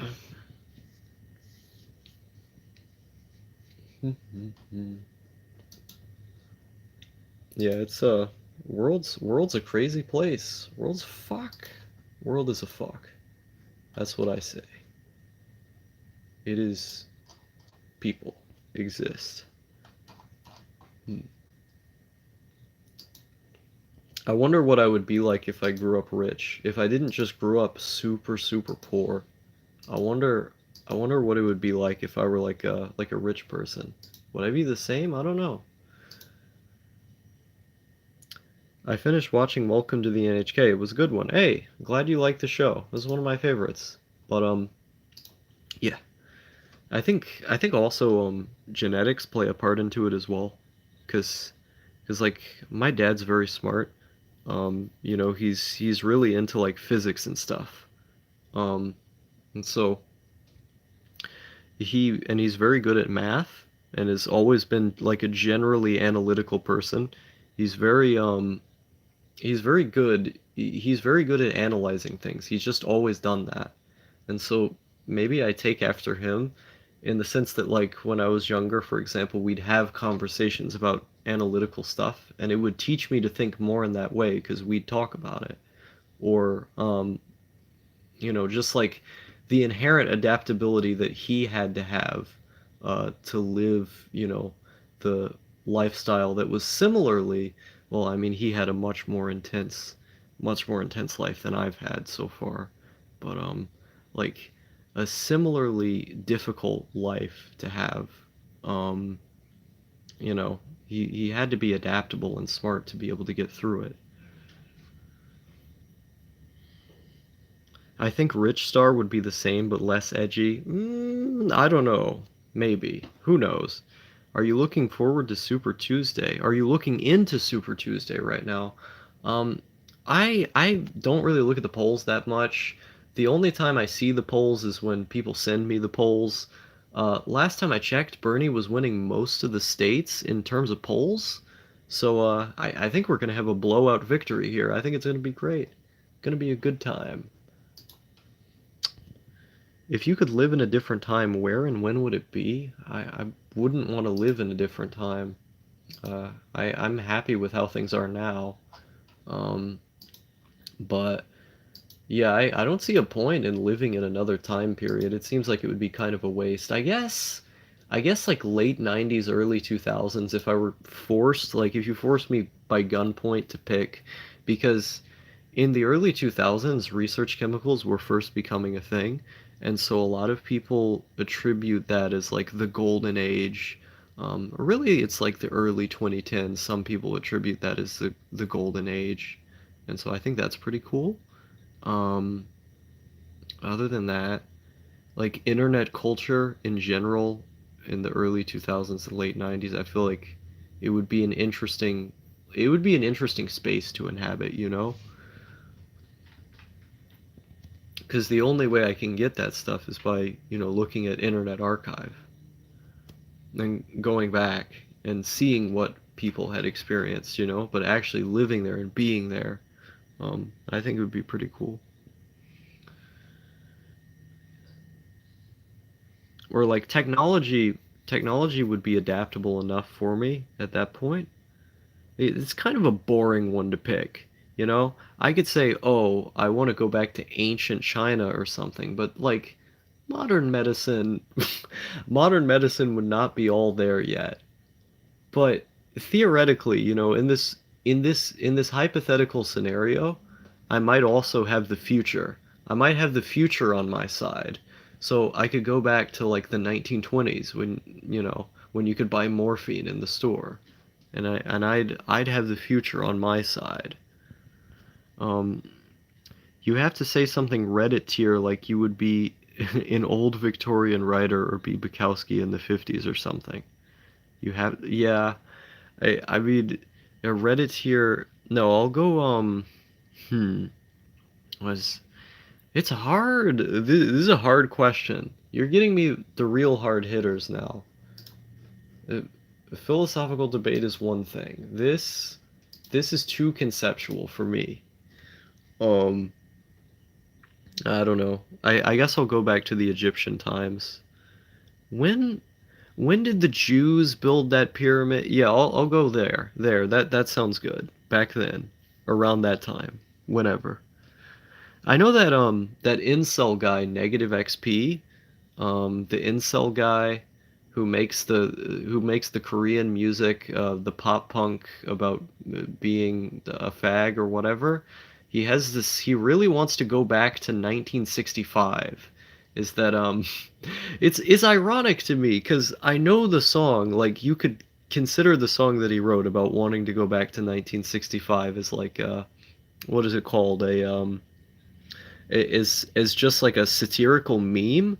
But if you actually listen to his live streams and like the rhetoric that he uses, he advocates really strongly for like the traditional family and and like actual Nazi beliefs. Like he is a real Nazi, like a real one, not like a mimetic version of one. He is a real Nazi, and so um, when I hear Negative XP say that he wants to go back to 1965, it's completely sincere. And I listen to that song and I'm just thinking like this guy would be a Korean in America in 1965. That would not be a good look.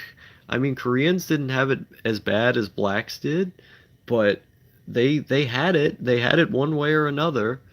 Um, so I think that's weird. Like, like what optimal time would be for me to even exist in other than the present? I don't see how someone like me could sustain myself in a time period that's not now or close to now. Go back to the 90s, save money, buy a big part of the little bookshop called Amazon. I I would be sad. But I want to there's a part of me that wants to be rich purely for practical reasons, but also because making money just feels really good. Like when you make a lot of money from doing something, especially doing something dangerous, like when you make money from doing something that feels like almost like you had to dick someone over to do it, not even necessarily dick someone over, but like you're doing something that's a risk to yourself in some sense. Like that's the best feeling. um but just making money, making a lot of money in general just feels good. Like most Poltards, they unironically forget that they're not white online. Do you think artistically this is the only time period you would thrive? um yeah, I don't think like the kind of voice that I have as a writer and as a speaker, it's very like of the time, like the circumstances that exist on the internet and in the world now, I feel like created who I am and what I'm about. Where and there's other people who are similar to me who can identify with the work that I do, um, and they're able to get something out of it because of that. But I don't think they would necessarily feel that same way in another time period. Like these four walls, for example. There's feelings of nostalgia there that can be universally relatable, but the context surrounding it, the way in which it's explained, like the reason people connect with that video so much is because it's a video that came out when it did. And it's not the kind of thing that, is only going to be enjoyed by people who are younger per se, or people who are just online in these circumstances. I've talked to people who really like the video who are over 30, but um like the time and place that this exists in, uh like it would be optimally enjoyed right now. And I feel like that's the same way with a lot of the stuff that I make. It's optimally enjoyed in the current era. Um, or at least for people who know of the current era, people who have a general understanding of it. Um, yeah, I don't know if the stuff I do would work in any other time period, because like it's like um it's like I said with the description of my channel, it's that I am a mentally declining avant-garde YouTube vlogger. Mentally declining avant-garde YouTube vlogger. That's my shtick. That's how I go about things. Um and so it's like you just observe someone going insane on the internet. And so much of it is inspired by the internet itself. The space it exists in is incestuous. It feeds in on itself. Um, oh, maybe I could have a show on MTV or something. Maybe if I played my cards right, I could become an MTV host. Let's do it. I'm gonna have a documentary about me. It's The Fall of Star. Instead of The Fall of Steve-O, The Rise and Fall of Steve-O, we have The Rise and Fall of Star.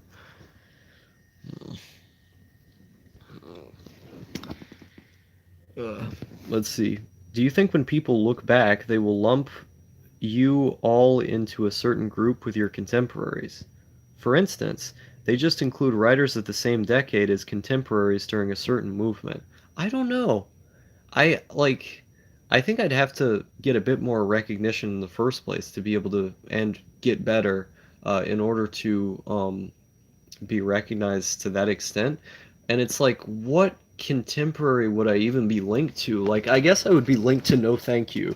No Thank You is the most similar channel to mine that I can find. Like, there's really nothing else. I haven't found the same thing. A 30-year-old star talking to parents of his BF. So, what do you do for a living? Oh no. Yeah, that's the future. So, what do you do for a living? Well, sit down. I'm gonna need a bit of time to explain this one. Like 2016 artists are called alt comedy, like Sam Hyde and stuff. I don't know. What would me and No Thank Yous movement be called? I guess it could just be called anti-content, because I mean that's the term he came up with to describe his videos, is anti-content. And then I just started sort of ripping him off by saying that. Um so yeah, I we the 2019 through 20 extra number. We are anti-content. That is our movement. Maybe other people will join in at some point. Pushes up glasses. I am a mentally declining avant-garde YouTube vlogger. Yes, I actually do wear glasses, so I could theoretically do it as well. Um, you and Noah are based contemporaries. I really like that you two acknowledge one another. The neat movement. Yeah, it's great. Like he is my best friend. Unequivocally speaking, he's my best friend. And I'm really glad that he exists, and that I could play at least a small influence in the creation of the No Thank You second channel, the one that has all of the vlogs and stuff. Essentially, what had happened was he had joined my Discord server at the time because he thought I was like a lol cow. Like, he was looking through some of my videos and he was like, "Oh, this guy seems kind of funny," and he joined my Discord and was like randomly chatting in there and stuff. And I thought, "Oh, this guy's interesting. He has some weird takes." And I saw him posting his music in there, and he posted the cardistry thesis video he did, and I thought that was really cool. But like, he wasn't really making vlogs at this time. He hadn't even made the vlog channel. But he had randomly one day posted a 10-hour live stream that he had just began doing of him listening to a Merzbow album in my server. And I got the notification for it because I was sub to his channel and everything. But I go on this live stream, and immediately, like, the first thought I have is, this is exactly the content that I like. This, like, raw form of just weird, insane guy just shooting the shit and being silly, um, while, at the same time, giving off a feeling that's distinct. Like, there's no live stream like that live stream. There are 10-hour live streams, but there is not the 10-hour listening to Merzbow live stream. And so I stay there from beginning to end of him, playing Flash games and shit in the beginning to, speed running Half-Life, until finally we get to the 10-hour mark, and he's so tired that he can finally, end the stream. And I'm so tired because I had been sitting in my chair for so long. I think I actually started jacking off at one point. Like, I had the stream, I had his YouTube stream in the background, and then I started looking at porn then as well, because I'd been watching that stream for like 8 hours at that point, and I was committed to watching the stream and live chatting for 8 hours because I wanted to see him complete the album as he was listening to it at that point. But we had so many conversations during that stream that it was like insane, because I was the one consistent viewer who kept all the way through. And eventually we started talking about, the potential of him making a vlog channel. And I was really emphatic about it because I was like, yeah, your personality is great, man. You could make great vlogs. You just got to do it. And he was like, yeah, I've been kind of thinking about that. And I pushed him as hard as I could, to try and make videos. And like a day after, or like 2 days after, he makes the vlog channel and releases like a bunch of, random videos of him in his bed and stuff. Um, and like, I know he would have created the channel eventually, but it feels nice to know that I pushed him in the direction of doing it. That, the fact that, like, I enjoyed that one random stream that I clicked on by chance because I was awake and he just happened to have joined my Discord server somewhat recently. I clicked on that stream and was willing, for the memes, to watch it 10 hours the way through, only to realize how cool of a person he was. And, we just hit it off from there, and he became my best friend, and we're constantly influencing one another's videos. It's very, very cool. Um, the NEET movement, yes. Or we get a bunch of money to fund a NEET to run for president. I am half joking. I mean, Andrew Yang kind of already did that. Like, he wasn't a NEET, but he represented the NEET, so it's okay. Asexual star, edit once again. Yes. In late 2018/early 2019, when I found that channel, he was always streaming with no audience. The one I caught was him going through his old playlists. Oh yeah, yeah, yeah, yeah. I remember that stream. Um, and the way I recognized you, Tramp Stamp, was because you just continually showed up for his streams. Like, I was usually one of the only people in the live chat when I did catch the stream. And so it was, I just recognized you as like, oh, that's one of the no thank you people. I just assumed you had found him because of his music, but you had found him because of a random video in a playlist, right? Did Jalen meet No through you? Oh God, I don't even know. I actually don't know the answer to that. I'm assuming he met him, because of being in like a different server that he was already. I have no idea. Um, Actually, what is the timeline of events? Because I introduced. Hey, come here, dog. Are you trying to fuck your sister again? Get over here. Okay, sorry about that. Um, he's upset because he can't fuck his sister in the other room. I was talking about that earlier today before you showed up, but um, because I had introduced Princess Plunderphonics, if you know who that is. They're a regular in the No Thank You Discord. They don't like me very much, but I had introduced them to No Thank You's content, and I said, yeah, I think you guys would be really good friends. These videos are great. You know, you should check them out, blah, blah, blah. And I think I have the inkling suspicion, maybe I'm getting my time warped here, but I think No Thank You met Jalen because of that?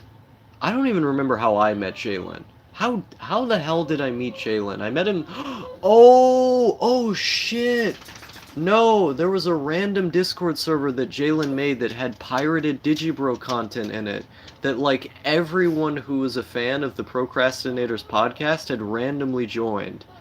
Um, like, and I don't remember how exactly this transpired because I got the invite from someone totally unrelated. But yeah, Jalen made a random Discord server to pirate Digibro content, and I remember No Thank You was in there, and a bunch of other random ass people were in there. They just somehow showed up. Um, and so I think that's how No Thank You met Jalen, was through getting in that server somehow. Um, Uh, yeah, some guy from MDE server made a playlist with a no vlog video. Funnily enough, he later added a video you made much later, so it was inevitable I would be exposed to Star. That's really cool. MDE. I don't actually know what that's an acronym for. Um, Jalen is just as awesome as you said he is. He is based. I keep forgetting Digibro is the main link between you three. Yeah, it's a strange world we live in, right? Because so many of the people who watch, you know, me and No's content, are not fans of Digi's content. A lot of them really dislike Digi, actually. But, and I mean, I have a maelstrom of problems with the guy, especially nowadays. With, you know, a lot of his videos feel very, very repetitive at this point. And they're not as not nearly as creative as they used to be. It was just my main problem. Digibro brings people together. That's the only objective truth. Apparently, on this side of the internet, it seems to be the case. Million Dollar Extreme. Okay. I see. No, Million Dollar Extreme is based. That's unironically one of the greatest shows ever made. Wait a minute. So there was just a random play. I have Million Dollar Extreme fans who are putting me in playlists. That's fucking based. That's the timeline I wanted to live in. Hell yeah. Hey, come here.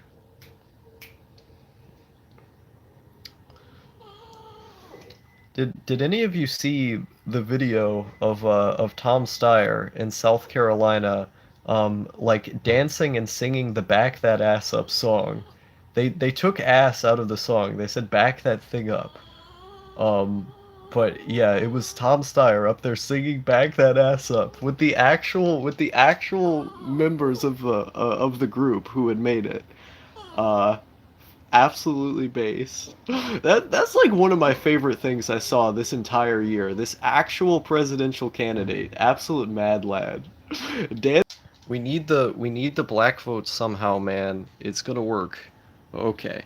Um, but he meant a lot to you when you were young, right? Did you, bro? Yeah. Did you bro's content, like I had found his videos when I was like 14, and so, you know, I was just getting really into anime, and life was pretty bad then.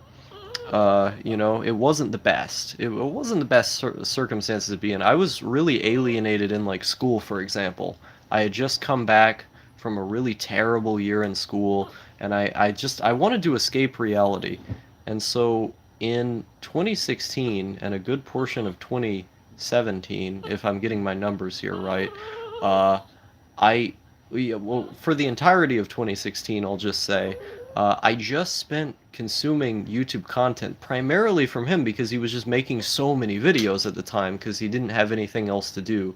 It's kind of like what I'm doing now, except I've done it more consistently, um, of just constantly releasing shit at this point.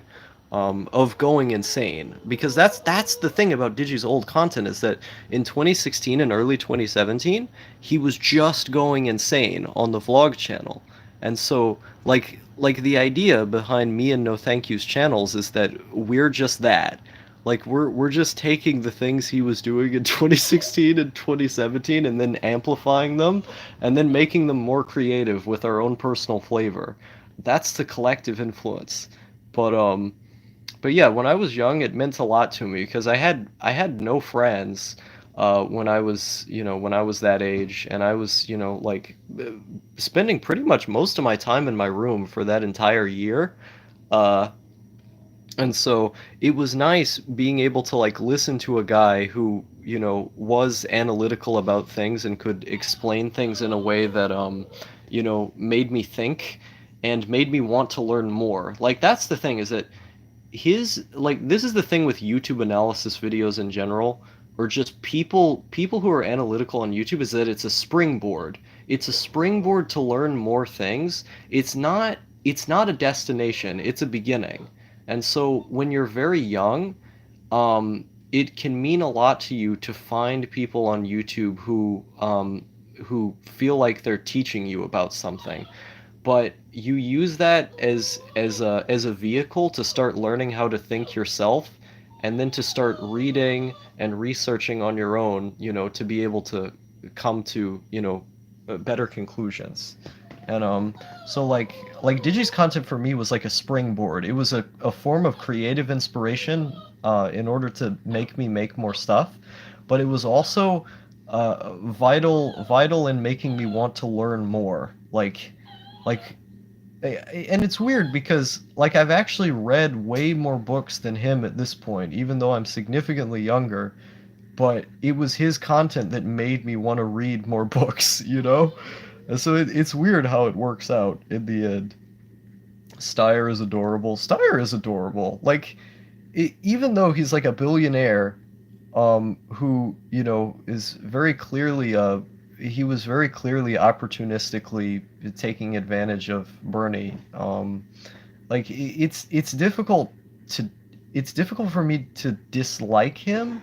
Like there's something about it where it's like, yeah, I know he used like the whole impeach Trump survey thing just to collect people's data and stuff. Like there's obvious problems with Steyer, but like there's something about it. You just like the guy. You know what I mean? I hope he primaries Kamala Harris. That would be cool. I would much rather have him in the Senate than cop Kamala Harris. YouTube has turned in do the same stupid challenges as a million other people and have thumbnails with red circles and red arrows. I agree, it's trash. Um, God, your dog sounds 45% as bad as my cat, which is worse as it gets. Yes. Digibro is like a 1-year dad for sad Zoomers. This is true. I think the only video I like from him is Insomnia Analysis. I mean, that's a good video to like, if anything. That's probably like his best video. Um, oh, what's that sound? I hear howling. Someone's howling. Steyer dropped out. Yeah, he dropped out after South Carolina because he was basically betting everything on South Carolina being a victory, and that didn't happen. I think he actually just ended up pulling from Bernie's support. Um, you should look up a video called Asmongold Liar. I'll try later. But he ended up just I think he ended up just pulling from Bernie's support in South Carolina. Like, people had predicted that he would pull from Biden's support, but after Biden it did as well as he did in the South Carolina primary, I have a theory that he took more from Bernie. Um, or maybe he did take from Biden. I don't know.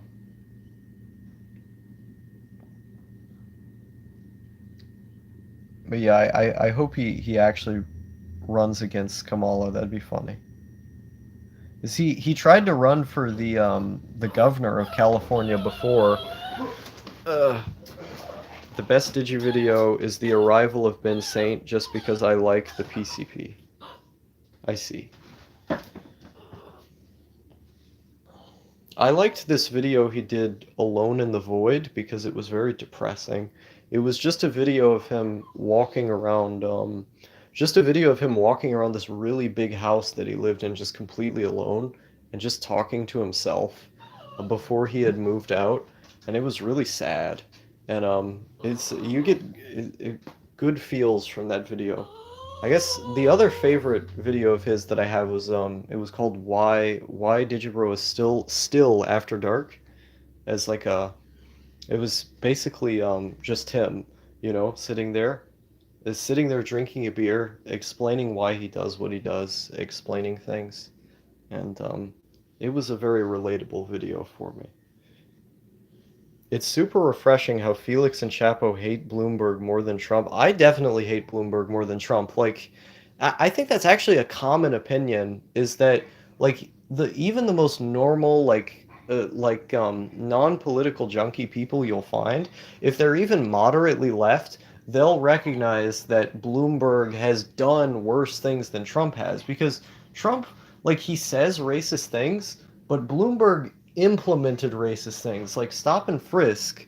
There's audio of him, even as late as 2015, saying directly that they had intentionally put police into black and brown neighborhoods because, quote unquote, that's where the crime was. um, and like the only time in which Bloomberg had stopped doing stop and frisk was when the courts had told him that he had to stop because it was unconstitutional. But for most of his tenure, he was doing stop and frisk. It didn't matter what Obama said. It didn't matter what anybody else said. It had to be the courts saying it was unconstitutional. This whole idea that they were somehow scaling it back, quote unquote, just because it was out of the good of his heart and hearing from the black community, is complete bullshit. It's a lie. And I wish someone would have brought it up in one of the debates, that he was lying by not or he was lying by omission, by not saying that he was told to stop by the Constitutional Court. Up until that point, he just refused. You Americans can't look up where votes come from, if you know what I mean. Dot dot dot. I see. I see. Um, but yeah, like Bloomberg, it's crazy to me that he's even running in the Democratic primary. Like there's that moment in the South Carolina debate where he actually, like, he said "I bought" when talking about the Congress, where he started going "I bought" got them elected. And it's like, wait a minute, so you're saying what hold up, brother. Okay. It like he like you hear the word. It wasn't like half of the word you heard. You heard the word "bought" when he was talking about Congress. And so, like, that was the greatest Freudian slip that I had ever heard in the history of politics, was Bloomberg accidentally admitting that he bought the congressional candidates for the DNC. It's so cool. What a Chad, man. What a Chad.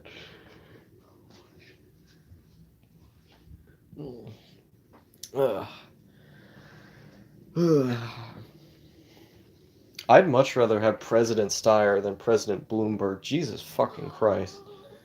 At least Steyer wants to decriminalize opioids. That's pretty based. That's like California energy. So many cities in California have decriminalized opioids. That's pretty base. Even like decriminalized psychedelics in a lot of Californian cities, they have that as well. And it's like they make progress on these things where no other states do.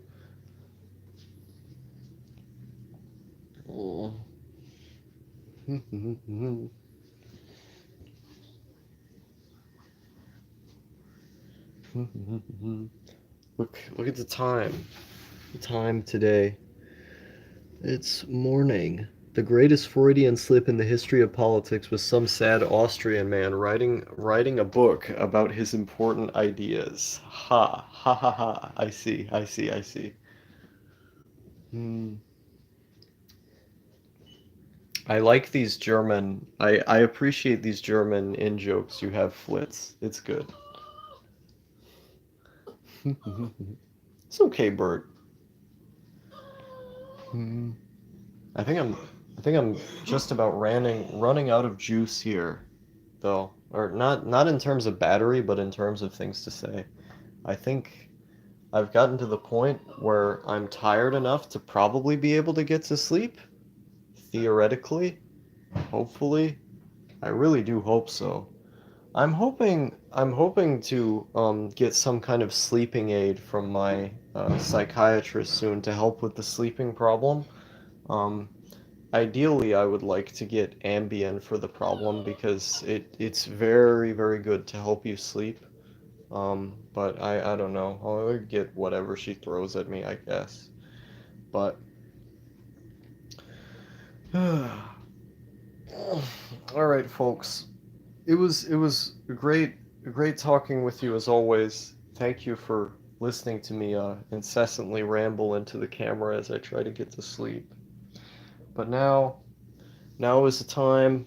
The sun is up. The sun's up right now. I don't even know if I'm gonna be able to get to sleep, but goddamn, I'll try. You should try Demania for sleeping. Do you mean Dronamine? I don't recognize what this is. I don't I probably I probably have some somewhere. Hmm. I don't recognize what this is. Is this a brand name? Sleepwell Poppy. Yeah, you too, Tramp Stamp. I don't know what time it is in African time. It's a plant? I see. I've never heard of that before. Cheers. Okay. Sometimes I can't sleep till the sun comes up. Sometimes. Same here.